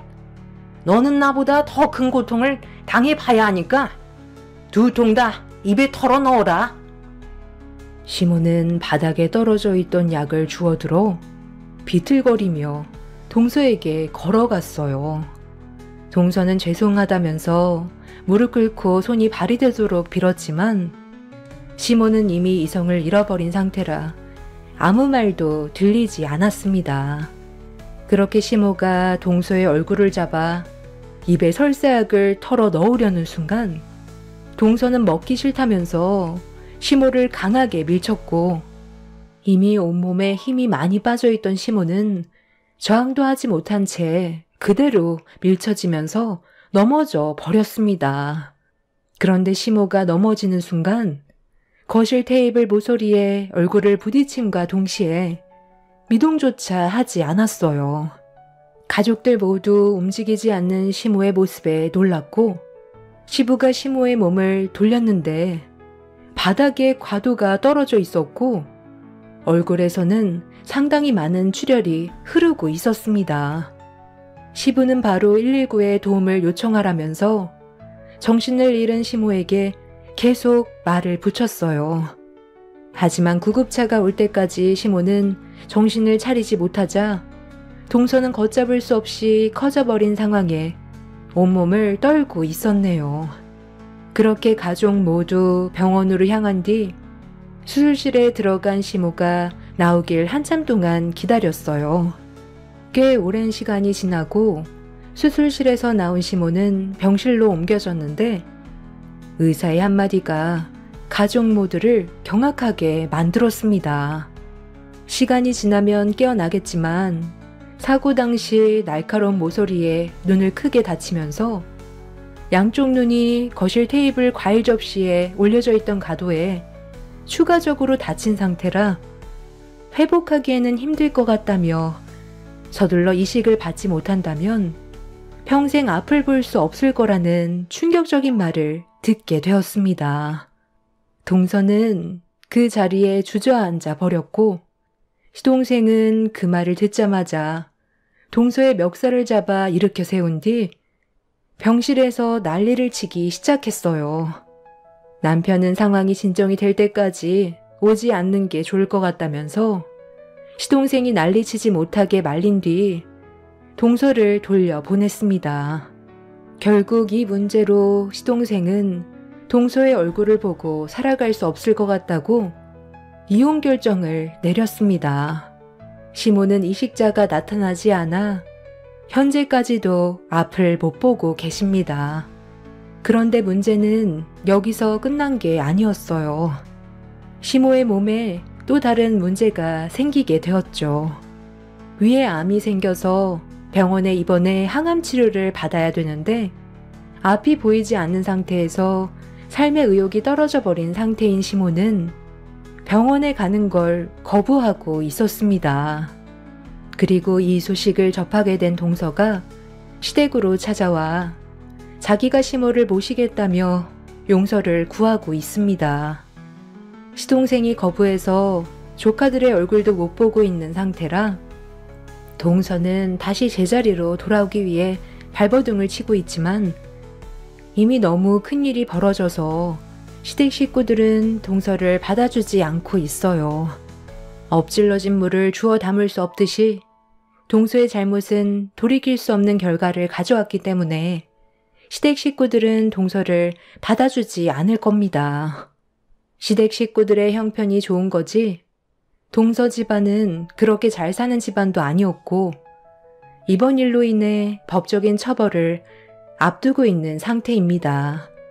본인이 저지른 잘못된 행동이 하마터면 사람의 생명을 앗아갈 수도 있는 상황이었거든요. 저는 동서만 잘못이 있다고 생각하지 않아요. 시모 또한 이 문제를 발생시킨 한 사람이고 어른답지 못한 행동을 동서가 그대로 보고 배운 결과라고 생각합니다. 항암 치료를 받지 않겠다면 시모의 길은 하나밖에 없겠죠. 세상을 등지게 되실 테고 이식받을 기회조차 사라질 텐데 이미 심각한 우울증에 시달리고 있어서 그런지 살겠다는 의욕이 전부 사라져 버렸습니다. 두 사람의 불행은 본인들이 만들었다고 생각해요. 눈앞에 보이는 현실만 처리하고 싶은 동서나 본인의 삶을 한탄만 하고 있는 시모가 제가 봤을 때 둘 다 거기서 거기 같아요. 남편과 저는 병원에 가지 않겠다는 시모의 결정을 존중해 주기로 했어요. 본인의 삶을 남이 살아주지는 않잖아요. 남편은 제 딸한테도 신경을 많이 써야 한다면서 당분간 시댁에 가지 않겠다고 시부에게 말씀드렸습니다. 얼마나 시모와 동서에게 질렸으면 두 눈이 먼 시모의 암 소식에도 등을 돌리려 하겠어요. 이래서 사람은 마음을 곱게 써야 한다는 걸 이번 일을 통해 느끼게 되었어요. 제 사연을 들어주시는 여러분들께서도 언제나 좋은 마음으로 인간관계를 유지하시길 바랍니다. 감사합니다. 안녕하세요. 평생 병든 아버지를 수발하며 살다가 동네에서 그렇게 저를 쫓아다니는 남자와 결혼을 했습니다. 성실하진 않았지만 그래도 저를 좋아해주는 마음 하나 보고 결혼을 결정했어요. 시댁이 동네 유지라서 굉장히 부유했고 사실 너무 어렵게 자란 터라 잘 사는 그 모습에도 남편에게 끌렸습니다. 그리고 저희는 결혼을 했고 독자인 남편을 시댁에서는 끔찍이 여겼기 때문에 저에게 늘 아들을 낳아야 한다고 강요하였어요. 하지만 아이를 낳을 때마다 딸이었고 그렇게 딸만 내리 3명을 낳고 본격적인 시집살이가 시작이 되었습니다. 참으로 고되고 힘든 생활이었지만 남편은 도움이 되지 않는 하루하루였어요. 이따가 밭 좀 메고 와라. 뭐하러 일하는 사람을 써? 네가 있는데. 그러니까 밭 좀 메고 집에 와서 아버님 밥 차려드려. 아, 옳게. 그리고 우리 애들 내일 소풍 가는 날이니까 김밥 재료 사다가 김밥도 싸야 하는 거 알지? 올케가 김밥 잘하잖아. 도저히 김밥까지 쌀 시간이 안 될 것 같은데 형님이 대신 김밥 싸시면 안 될까요? 제가 아빠 병원도 갔다 와야 해서. 아니, 네 아빠 병원 가야 해서 지금 시댁 일을 나 몰라라 하겠다는 거야? 네가 한 게 뭐가 있다고? 그 은한 아들 하나를 낳기를 냈냐? 이 집에 와서 뭐 살림에 보탬이 됐냐? 근데 또 친정애가? 세상 좋아졌다. 며느리가 시댁 눈치도 안 보고. 그러니까 언감생심 어디 친정을 들락거려? 딸만 내리 나와가지고 뻔뻔하지. 이런 독자 집안에 시집와서. 정말들 너무하시네요. 제가 그래서 이 집에 못한 거라도 있나요? 어머님이 하시는 말씀 다 들었고 심지어 형님네 애들까지 다 제가 돌보고 있어요. 근데 그깟 하루 정도 친정에 가는 건 또 눈치 봐야 하는 거예요? 너무들 하시네요. 너 아주 지금 기세라면 아들 하나 낳고 얼마나 큰 소리 칠지 안 봐도 화나다. 잘난 것도 없는 게 자존심만 세가지고. 그러니까 내가 엄마 집안을 봐야 한다고 했잖아. 없이 사는 애가 뭘 그리 당당하다고 눈 똑바로 뜨고 대들어? 항상 시어머니와 시누이는 짝짝꿍이 되어서 저를 괴롭히는 데에 앞장서게 되었고 하루하루가 고되다고 생각했습니다. 친정아빠와 저 단둘뿐이었기 때문에 몸이 편찮으신 아빠를 제가 모셔야 했어요. 하지만 이런 것들도 시댁에서는 늘 탐탁치 않아 있고 남편마저도 저에게 힘이 되어주지 않았어요. 그나마 딸들 때문에 버티고 버텼던 날들이었어요. 엄마 비위 하나 못 맞춰서 나한테까지 엄마가 말씀하게 해? 집에서 도대체 뭘 하길래 그러냐? 너도 참 알만하다. 그나마 반반한 얼굴 하나여서 결혼했더니 애셋 낳고 웬 아줌마가 다 돼가지고 집에 들어올 맛이 있기라나. 당신 말 다 했어? 그러는 당신은 우리 아빠한테 언제 한번 상냥하게 사이 노릇한 적 있어? 병원을 모시고 가기래 아니면 자발적으로 찾아뵙기를 해. 당신이랑 결혼한 10년 동안 자기가 우리 집 간적 손에 꼽잖아. 이건 어떻고? 지금 하늘 같은 서방한테 말장난 하는 거야 뭐야? 날들만 낳았노 이렇게 데리고 살아주는 것만 해도 대단한 거야. 솔직히 말해서 너도 우리 집 시집와서 주변에서 팔자 폈다고 하잖아. 네가 어디 이런 집안에 시집 올 수나 있었냐고. 내가 콩깍지 씌워서 너 같은 보잘것없는 애 데려다가 팔자 피게 해줬으면 충성하고 우리 집에 잘해야지. 분수도 모르고. 내 팔자를 당신이 뭘 펴줘. 나 여기 시집 온 10년 동안 이혼한 시누애들 뒷바라지에 우리 애들 건사 그리고 당신네 부모님 봉양만 했어. 알아? 내가 남들처럼 사치를 부렸어. 아님 당신이 벌어다주는 돈을 펑펑 쓰고 다니길 했어. 그런 사람들 보고 팔자 폈다고 하는 거야. 근데 나보고 팔자가 펴? 나같이 돈 안 드는 식모를 구한 너네가 더 땡 잡은 거 아니니? 드세기도 오질나게 드세네. 그러니까 너한테 정이 붙을래야 붙을 수가 없어. 지가 얼마나 행복한 줄 모르고 저러니. 제 말에 오히려 화를 내는 남편이 정말 원망스러웠고 이혼을 하고 싶어서 이혼 신고까지 가지고 와 혼자 글을 써본 적도 있지만 늘 제가 잘 사는 줄 아는 친정아빠 마음에 대못을 박는 짓 같아 하루에도 수십 번, 수백 번 참아내기 일쑤였습니다. 그리고 제가 엄마 없이 자라봤기 때문에 도저히 아이들에게 한부모 가정을 만들어주고 싶지 않은 생각이 가장 컸어요. 그래도 시부모님이 잘해주시지?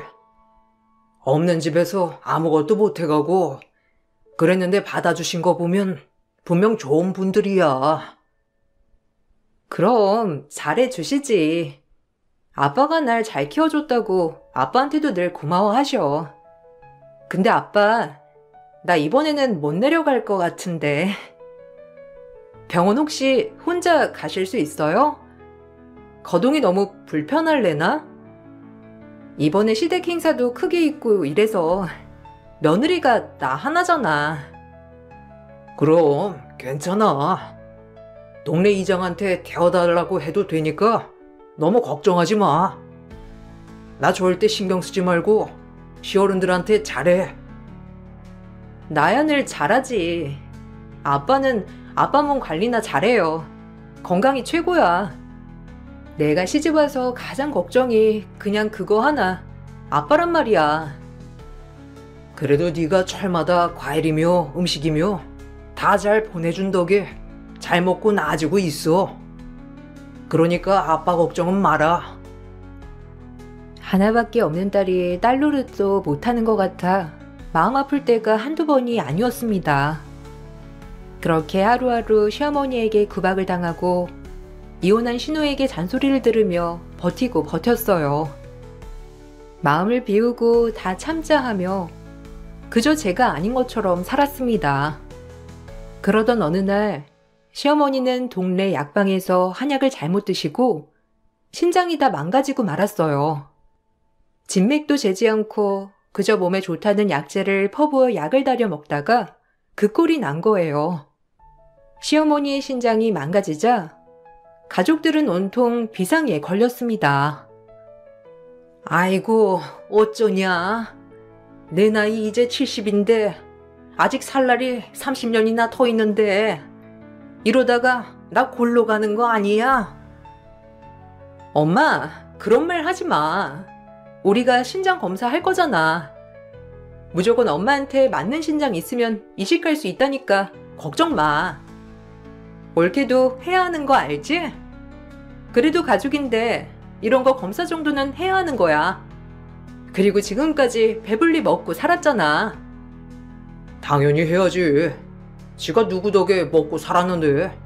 너네 엄마 아니라고 발 뺄 생각 하지 마. 가족이라면 다 해야 하니까. 쟤랑 나랑 신장이 맞을 리가 만무하지만 그래도 이 집에서 먹고 살았던 거 생각하면 당연히 검사해야지. 당장 해. 시어머니에게 장기를 이식해 주기 위해서 온 가족들은 신장 검사를 했고 저 역시 가족이란 이유로 신장 검사를 했습니다. 하지만 정말 이럴 수가 있는 건지 피도 안 섞인 저만이 어머니와 신장이 일치하더라고요. 신우이와 남편은 부적갑에 제 딸들과 신우이의 자녀들도 미성년자라 이식을 할 수가 없었어요. 가족이어서 검사했던 저와는 달리 온 가족들은 저에게 이제 기대를 걸기 시작했고 전 참 마음이 착잡해지더라고요. 아무리 시집살이를 많이 시킨 시어머니였지만 저렇게 아프다가 돌아가시게도 할 수 없는 노릇이었고 그렇다고 솔직한 심정으로 냉정하게 들리겠지만 턱하니 신장을 이식해주겠다고 얘기를 못하겠더라고요. 엄마, 이제 살 수 있어. 올케랑 신장 맞아 떨어지니까 조금만 버티면 돼. 올케가 당연히 해줄 거지? 우리 엄마 살려야지. 아, 그걸 말이라고 해? 당신 얼른 얘기해. 신장 이식해 드리겠다고. 아, 뭘 꾸물거리고 있어. 며느리라면 당연한 도리인 것을. 그래요. 저 솔직히 못 해드리겠어요. 어머님한텐 죄송하지만 제가 어디 며느리 대접 한번 받아보기라도 했나요? 이 집에 와서 그저 전 식모이기도 했고 애들 엄마 그 이상도 아니었잖아요. 근데 제가 왜요? 죄송하지만 못하겠어요. 아니, 당신 그게 말이라고 하는 거야? 얼른 번복 못해? 엄마, 걱정 마요. 이 사람이 어떻게 해서든 신장 이식 해 드릴 거니까. 내 신장이야. 누구 맘대로 신장 이식을 하라 말아야. 무슨 머리 붙였다 떼는 것도 아니고 내 장기를 누구 마음대로. 처음으로 저의 소리를 내었습니다. 제가 이식을 못 해주겠다고 하자 가족들은 모두 놀란 기색이었어요. 그저 순둥이인 줄만 알았던 제가 저런 식으로 얘기를 하자 모두 다 곤란해하는 얼굴이었고 가장 놀란 것은 시어머니였습니다. 그러면서 저에게 태도가 변하며 애원을 하시더라고요. 항상 윽박만 지르던 시어머니에게 이런 모습이 있는 줄은 정말 몰랐지만요. 사실상 그 태도가 신장을 받기 위해 거짓 생쇼를 하는 것도 짐작은 갔지만 그래도 막상 그런 모습을 보니 제 마음이 약해졌어요. 그래, 내가 너 섭섭하게 한 거 인정하마. 나도 이 독자 집안에 시집와서 우리 아들 낳기 전까지 얼마나 어머님께 모진구박을 당했는지. 나는 그러지 말아야 했는데 배운 게 도둑질이라고 나도 모르게 너한테 그랬던 것 같아. 신장 때문이 아니라 언젠가 한 번은 이렇게 허심탄회하게 말하고 싶었는데 하필 이럴 때 얘기를 하게 됐네. 정말 미안했어. 그래, 우리 엄마가 얼마나 시집살이를 당하셨는데 내가 봐서 알아. 엄마가 앞에서만 그러지 뒤에서는 얼마나 올케를 걱정했는 줄 알아? 맨날 안 그래야지 하셨다고. 아들 낳기 전까지 그렇게 구박을 받았으니 본인도 보상 심리로 올케한테 아들을 바란 거고. 우리 마음을 이렇게도 모르겠니? 가족이 왜 가족이겠어? 달리 가족이야? 이럴 때 도와야지. 에휴, 내가 다 미안하다. 무슨 말이 더 필요하겠니? 신장이식은 너 마음이지만 그래도 긍정적으로 고려해 주렴. 제발 부탁해, 올케. 우리 엄마 올케 아니면 죽는다고. 꼭 기어이 그렇게 만들어야 속이 시원하겠어? 올케 착한 사람이잖아. 그러니까 제발 좋은 마음 먹고 우리 엄마 살려주라. 내가 이렇게 부탁할게. 올케 그렇게 해줄 거지? 자, 웃기네요. 이제 와서? 신장 때문에 저한테 그러는 거 다 알아요. 근데 참 이런 말 처음 들어서 그런지 눈물이 나네요. 언제 한번 따뜻한 눈빛으로 절 쳐다봐 주기나 하셨어요? 그런데 이제 제 신장이 필요하니까 지금 이러시는 거죠? 그런 거 아니야. 우리 진심을 왜곡하지 말아줘. 진짜 내가 어떻게 하면 될까? 우리가 어떻게 하면 마음 돌릴래? 처음으로 저에게 아쉬운 소리를 하는 시누이와 시어머니였어요. 지금까지 솔직히 참 원망스럽고 사무치는 마음으로 살았는데 갑자기 저렇게 나오니 제 마음이 많이 약해졌습니다. 게다가 저 아니면 시어머니에게 달리 방도가 없다고 하니 더욱더 죄책감이 들면서 해줘야 하나라는 생각이 들었죠. 10년 동안 갖은 구박을 다 당하고 살았는데 저 한마디에 제 마음이 이렇게 동요했다는 게 제 자신이 믿기지 않았지만 참 사람이 그렇더라고요. 그리고 남편은 안 하던 행동도 했어요. 당신이 꽃 좋아하는 거 연애 때 알았는데 참 결혼하고 일이 뭔지 바빠서 한 번도 못 사줬다. 미안해. 용서해줘. 그런다고 내가 마음이 돌아설 것 같아? 아주 애쓴다. 이제 와서 다들 왜 그러는 건데? 그렇게 날 무시했으면서. 미안해. 내가 중간에 잘했어야 했는데. 솔직히 고부 갈등 나도 힘들었어. 알잖아. 남자들 원래 단순한 거. 당신 단순무식한 행동 때문에 난 10년 동안 마음 찢어지게 살았어. 근데 이제 와서 다들 왜 그래? 원래대로 대해. 진짜 미안해.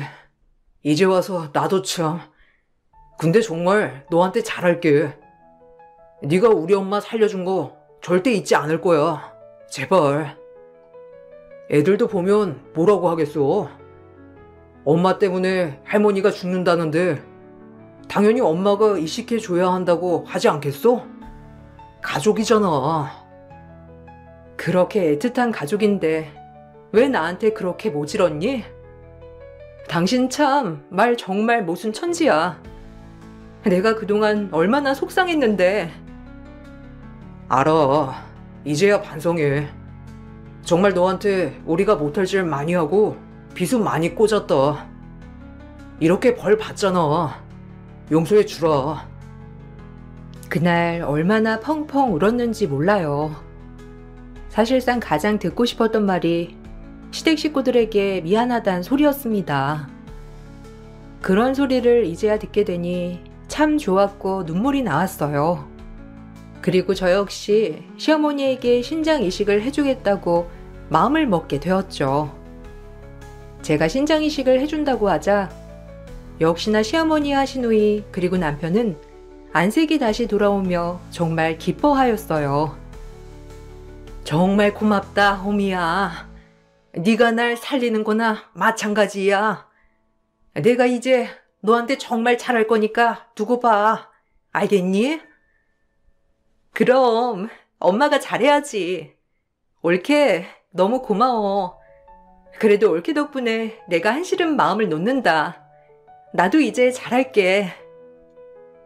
그렇게 고마워할 수가 없었고, 저 역시 마음을 한번 먹고 나니 참 편하더라고요. 그렇게 어머님께 이식을 해드리려고 마음을 먹고 건강관리에 더욱더 힘쓰기 시작했습니다. 어머님도 본인이 이식받을 신장을 제가 가지고 있어서 그런지 저한테 스트레스를 일절 주시지도 않고 몸에 좋은 것들로만 많이 챙겨주시며 노력하셨는데 처음으로 느껴본 마음이었어요. 이거 먹어봐라, 우리 며느리. 건강이 제일 중요해. 네 몸이 지금 우리 집에서 제일 귀한 몸이니 그리 알고 어서 먹어. 감사해요. 제가 늘 어머님께 듣고 싶었던 얘기인데 결혼 10년 만에 이런 얘기를 듣게 되어서 감회가 새로워요. 아유, 미안하다. 내가 진작 널 품어주고 안아줬어야 하는데 내 마음 다 알아주었으면 좋겠어, 정말. 이제라도 잘 지내보자고. 저도 어머님 빨리 건강해지기만을 바랄게요. 아마 제 신장 기증 받으시면 훨씬 더 건강해지실 거니까 걱정 놓으세요. 올케, 너무 고마워. 진작 우리가 이렇게 지냈어야 했는데 정말 그러지 못했네. 얼마나 보기 좋아. 고맙고 미안해. 어머님은 정말 다른 사람이 되었고 식구들 모두가 저를 존중하고 아껴주었는데 이것이 사랑받는 며느리구나 싶었어요. 그렇게 여러 가지 검사를 마치고 드디어 적합 판정이 정말 뜬 후 이식 날짜가 정해졌어요. 그리고 좋은 마음으로 어머님께 이식을 해드리고 새로운 인생을 꾸려나가보자 마음을 먹게 되었습니다. 그리고 수술을 하기 전 몸이 조금이라도 성할 때 친정아빠에게 맛있는 밥도 차려드리고 친정집 대청소도 할 겸 허락을 받고 일주일 정도 친정에 내려가게 되었어요. 하지만 의도치 않게 생각보다 짧게 친정을 다녀오게 되었고 말도 없이 집에 돌아오게 되었습니다. 그리고 제가 없는 데서 시누이, 남편, 그리고 시어머니 셋이서 하는 이야기를 듣고 정말 하늘이 무너져 내리는 경험을 하게 되었습니다. 어머, 깜짝이야. 올케, 언제 왔어? 우리 얘기 어디까지 들은 거야? 일단 좀 앉아서 물 좀 마셔. 더워 보인다. 아, 무슨 얘기요? 지금 도착해서 못 들었어요. 이제 몸 관리해서 어머님한테 잘 이식할 수 있도록 해야죠. 따뜻하게 마실게요. 그래, 찬물보다는 미지근한 물이 몸에 더 좋아요. 아유, 내가 무슨 며느리 복이 있어가지고 이런 호사를 누리나. 네, 감사해요. 역시 절 생각해주는 건 식구들밖에 없네요. 예정보다 일찍 돌아왔는데 저 들으면 안 되는 내용인 거예요? 아니, 무슨. 그냥 이런저런 얘기하고 있었어. 당신한테도 미안하고 앞으로 더 잘해야겠다는 그런 마음? 그럼 우리가 더 잘해야지. 내 목숨 살려준 은인이나 다름없는데. 너 피곤하니까 얼른 들어가서 쉬어라. 전 귀 닫고 입 막고 눈 멀고 당분간은 이렇게 지내기로 했어요. 그리고 어머님과 저는 입원 수속을 받게 되었고 드디어 시어머니가 소망하던 신장 이식을 받는 날이 되었답니다. 간단한 설문조사와 간단한 검사를 마치고 의사 선생님이 와서 비교적 걱정하지 않아도 된다고 안심을 시켜 주시더라고요. 시어머니는 연신 그저 잘 부탁한다면서 오히려 들떠 보이기까지 했습니다. 그리고 고대하던 수술 직전 전 시어머니에게 청천벽력같이 소리를 질렀습니다. 수술 직전 냅다 바늘 뽑고 이렇게 말했네요. 똑똑한 새 며느리 거나 처 받으세요. 머리 나쁜 헌 며느리 거 신장 받지 마시고 저 역시 해줄 마음 없네요. 아니 얘, 너 뭐라는 거야? 새 며느리라니. 그리고 갑자기 왜 그러니? 이러지 않기로 했잖아. 수술해준다며? 해주려고 했죠. 근데 마음 바뀌었어요. 내가 왜 이혼할 남편 엄마한테 신장을 떼줍니까? 그 정도는 바보 아니거든요? 뭐야? 갑자기 이러는 게 어디 있어? 오늘이 수술인데. 아니 간호사 양반, 얼른 얘 좀 붙잡아줘요. 얘가 뭐라는 거야? 이건 아요. 전 절대 수술 못하니까. 내가 마음 바뀌었다는데 뭐 어쩔 거야? 내 신장 절대 못 줘. 절대 지켜. 제 말에 어안이 벙벙해하는 시어머니였고 전 그 자리를 뛰쳐나왔어요. 간호사들도 어리둥절해했지만 제가 할 수 있는 가장 최고의 복수가 아닐까 싶었어요. 사실 그날 새 식구가 한 얘기를 듣고 정말 많은 생각을 하게 되었거든요.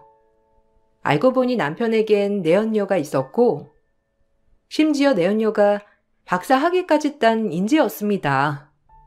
지금 임신을 하여 결혼을 조르고 있다고 했고 남편은 그 여자와 새 출발을 하고 싶어 했어요.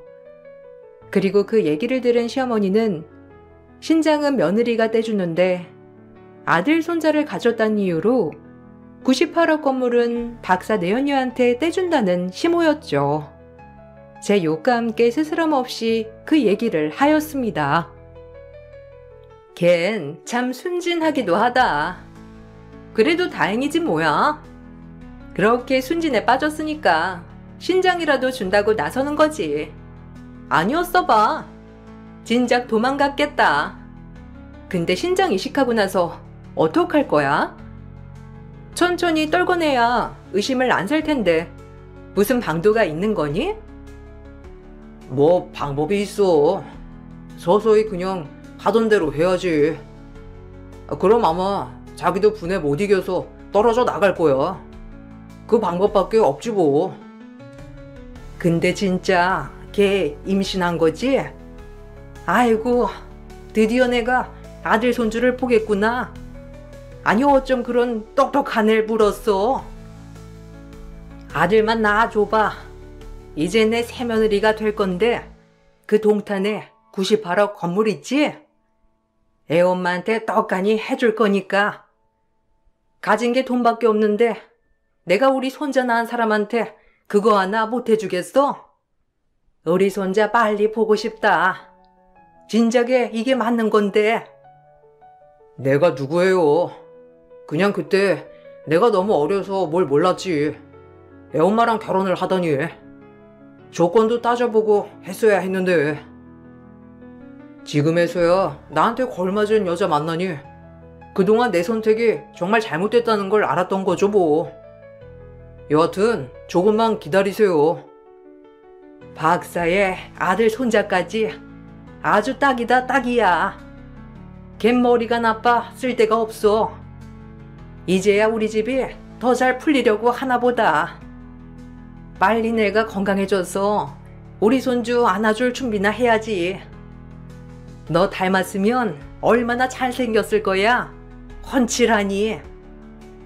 진짜 이래서 끼리끼리라는 말이 있는 거야. 앞으로의 인생이 너무 기대가 되고 설레는구나. 우리 아들 잘 선택했어. 그러니까 엄마가 그렇게 원하는 아들 손자의 박사 며느리에 이제 건강까지 찾으면 완벽한 삼박자네. 걘 이제 신장도 한쪽 없고 애 낳긴 글렀어. 그러니까 신장만 떼주면 당장 이혼해. 위자료야 뭐 얼마든 주면 되지. 제가 들어오기 전에 대화 내용이었어요.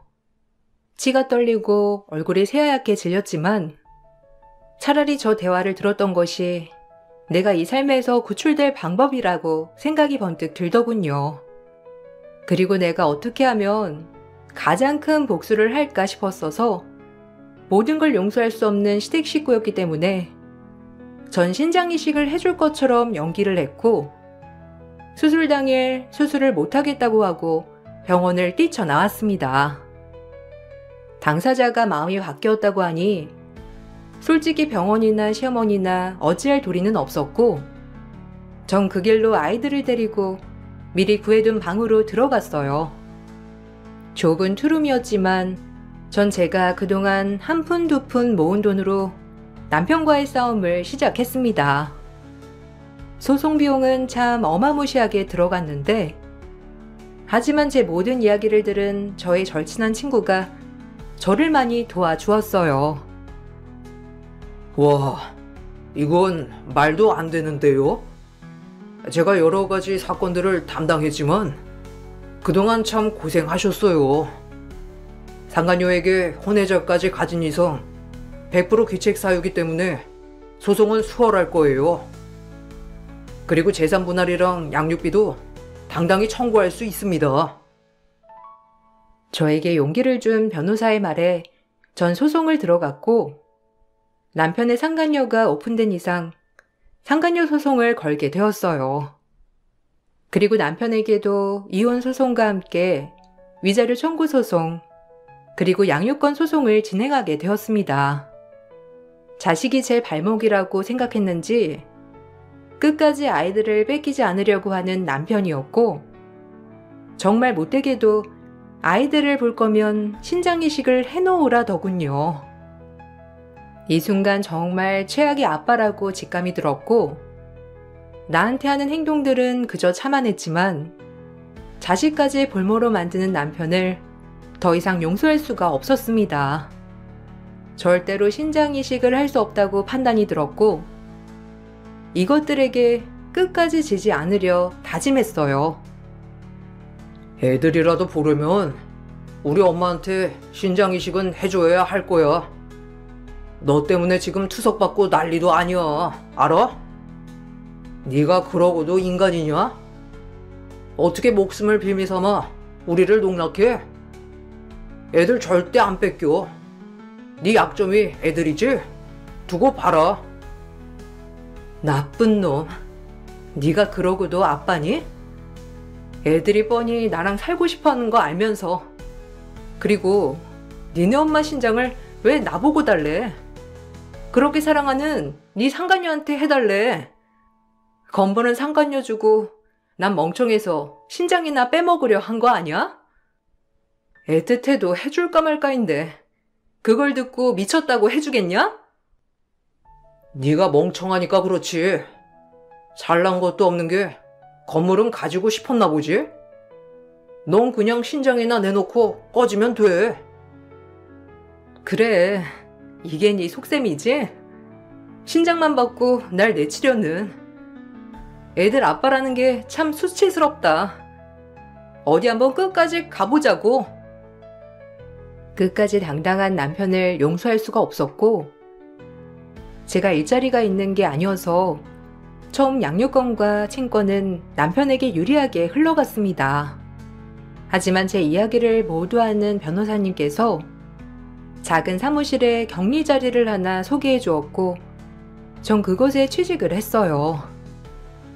그리하여 양육비를 받으면서 아이들을 케어할 수 있겠다는 것이 증명이 된 셈이었죠. 아이들의 의사도 저와 살고 싶어하는 마음이 컸습니다. 정말 길고 긴 싸움이었지만 결국엔 법원은 제 편이 되어주었고 전 상간녀에게 위자료와 함께 남편에게 재산 분할 그리고 위자료까지 받을 수 있었어요. 하지만 여기서 끝나지 않고 시어머니와 시누이에게도 정신적 피해 보상에 대한 위자료 청구 소송을 이어갔습니다. 증거가 명확하진 않았지만 시어머니가 상간녀에게 98억의 건물을 준 것만으로도 제가 어떤 대우를 받았다는 게 증명이 된 셈이었죠. 많은 금액은 아니었지만 그래도 혼인 파탄이 시댁에게 전적으로 있다는 판단하에 소정의 위자료를 받을 수 있었어요.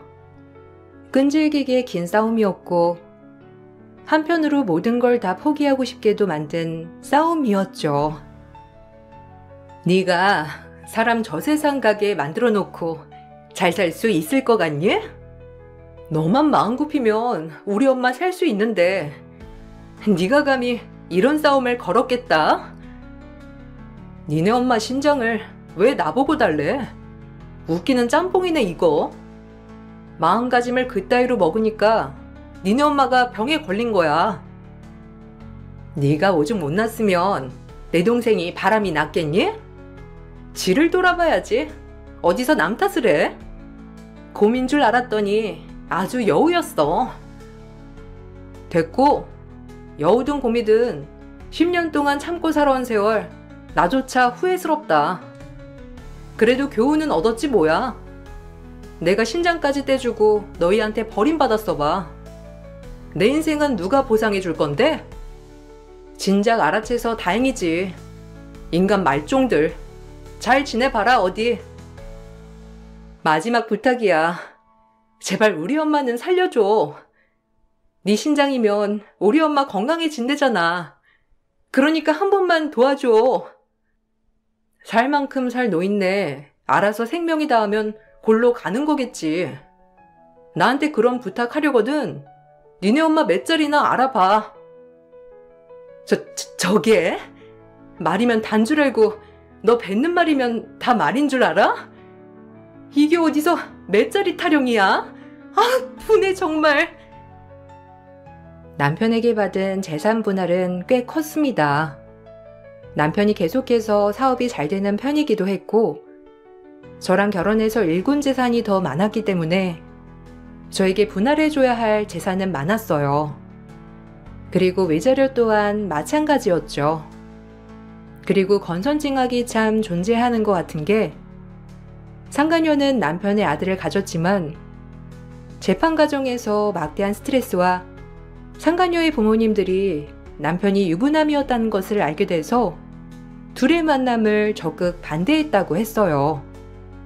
그리하여 스트레스로 인한 유산을 해버렸고 그렇게 손자 노래를 불렀던 시어머니는 손자를 품에 안아보지도 못하고 지금은 투석 생활을 하고 있답니다. 아, 그리고 이미 상간녀에게 건물을 줘버려서 지금은 남편은 그 건물을 가져오기 위해 소송을 하고 있다고 했어요. 아들 손주를 바라서 건물까지 양도했는데 아들 손주는커녕 본인 아들과도 파탄이 난 여자한테 건물만 준 셈이에요. 아주 처절한 로맨스에서 피 터지게 상간녀와 남편은 법정 싸움을 하고 있답니다. 그리고 시어머니는 기증자가 나타나지 않아 굉장히 노쇠해진 몸으로 거의 거동도 이제는 할 수 없다고 했어요. 돈이 아무리 많아도 건강이 정말 최고의 자산인 것 같은 생각을 했고 벌 받은 것이라고 생각했어요. 이제야 속이 시원하냐? 너 때문에 나 그 여자랑 헤어지고 돈도 잃고 명예도 그리고 엄마까지 지금 오늘 내일이야. 다 니들이 자초한 일이야. 모든 게 쉽게 돌아갈 줄 알았겠지. 내가 신장 떼주고 아무렇지 않게 이혼할 줄 알았니? 더 벌 받아야 해. 니네 엄마도 니네 누나도 너도. 그러지 못해서 더 안쓰러울 뿐이다. 솔직히 나 죄책감 전혀 안 들어. 10년 동안 정말 최선을 다했고 더 열심히 하고 싶었으니까. 날 구박하는 시어머니였더라도 언젠간 인정해줄 줄 알았고 내가 신장이식 해준다고 했을 때 그 따뜻한 미소 못 잊어 절대. 물론 다 가식이었지만 그래도 많은 걸 배워서 다행이야. 다신 연락하지 말고 애들도 볼 생각 마. 양심이 있다면 연락 못하겠지? 아, 니네 엄마 돌아가시면 부조금은 할 의향 있으니까 연락만 해. 그래도 애들 할머니니 부조금은 해야지. 그리고 네가 재산 분할 해준 돈으로 조그만 집 하나 사고 상가 하나 구매했어. 나도 먹고는 살아야지. 고맙다. 네 덕분에 친정 아빠까지 모시게 됐으니 말이야. 그럼 다시 보는 일 없도록 해. 네가 사람이야? 어떻게 그래? 지금 엄마가 얼마나 힘든지 알면서 그렇게 나 몰라라 할 거냐고. 너 하나만 마음 돌리면 돼. 내가 미쳤다고 마음을 돌리니? 너네 본심을 다 알아버렸는데 너네 벌 받은 거라니까? 왜 이렇게 말귀를 못 알아들어? 어차피 가진 재산이야 원래도 많은 양반이니 상간녀한테도 너랑 놀아준 대가라고 생각해. 주면 되겠네. 그 건물 말이야. 나한테 신장 뜯어내고 상간녀한테 건물까지 투척하는 시어머니 클래스 아주 멋져요. 본인이 싼 똥 본인이 치우는 거지 뭐. 와, 너 진짜 이렇게 독하는 거 이제 알았다. 그동안 안 그런 척하고 살더니 이제야 본심을. 허탈해서 말이 안 나오네. 전 남편이 해준 재산 분할로 집도 구매하고 동네에 조그만 상가를 구매하여 새를 놓았어요. 아무래도 제가 사는 동네가 그리 비싸지 않은 동네여서 그런지 그 돈으로 모든 걸 하기엔 충분했습니다. 그리고 지금은 아픈 친정 아빠를 모시며 살고 있는데 내가 내 아빠를 모시는 게 이렇게 행복할 수가 없답니다. 친정 아빠는 많이 연로해지셨는데 그나마 손녀들이 피는 재롱을 보면서 하루하루 행복해 하셔요. 제가 이혼한 게 본인 탓이라는 말도 안 되는 죄책감을 가지고 계시긴 하지만 그래도 제가 이렇게 밝은 모습을 보이니 아빠도 차츰차츰 행복해 하시는 게 눈에 보인답니다. 이 일이 있던 지 3년이나 지났는데 시어머니는 오늘 내일 하시지만 아직도 살아계신다고 해요. 참 본인도 못할 짓이라고 생각하겠죠? 하지만 죄책감은 전혀 들지 않는답니다. 오히려 제 몸을 지켜낼 수 있어서 다행이다 싶어요. 이 글을 쓰다 보니 옛 생각에 눈물도 나면서 웃음도 나네요. 이제 딸아이가 학교에서 올 시간이 다 되어 글을 마쳐야 할 것 같아요. 구독자 여러분들, 제 글 읽어주셔서 감사합니다.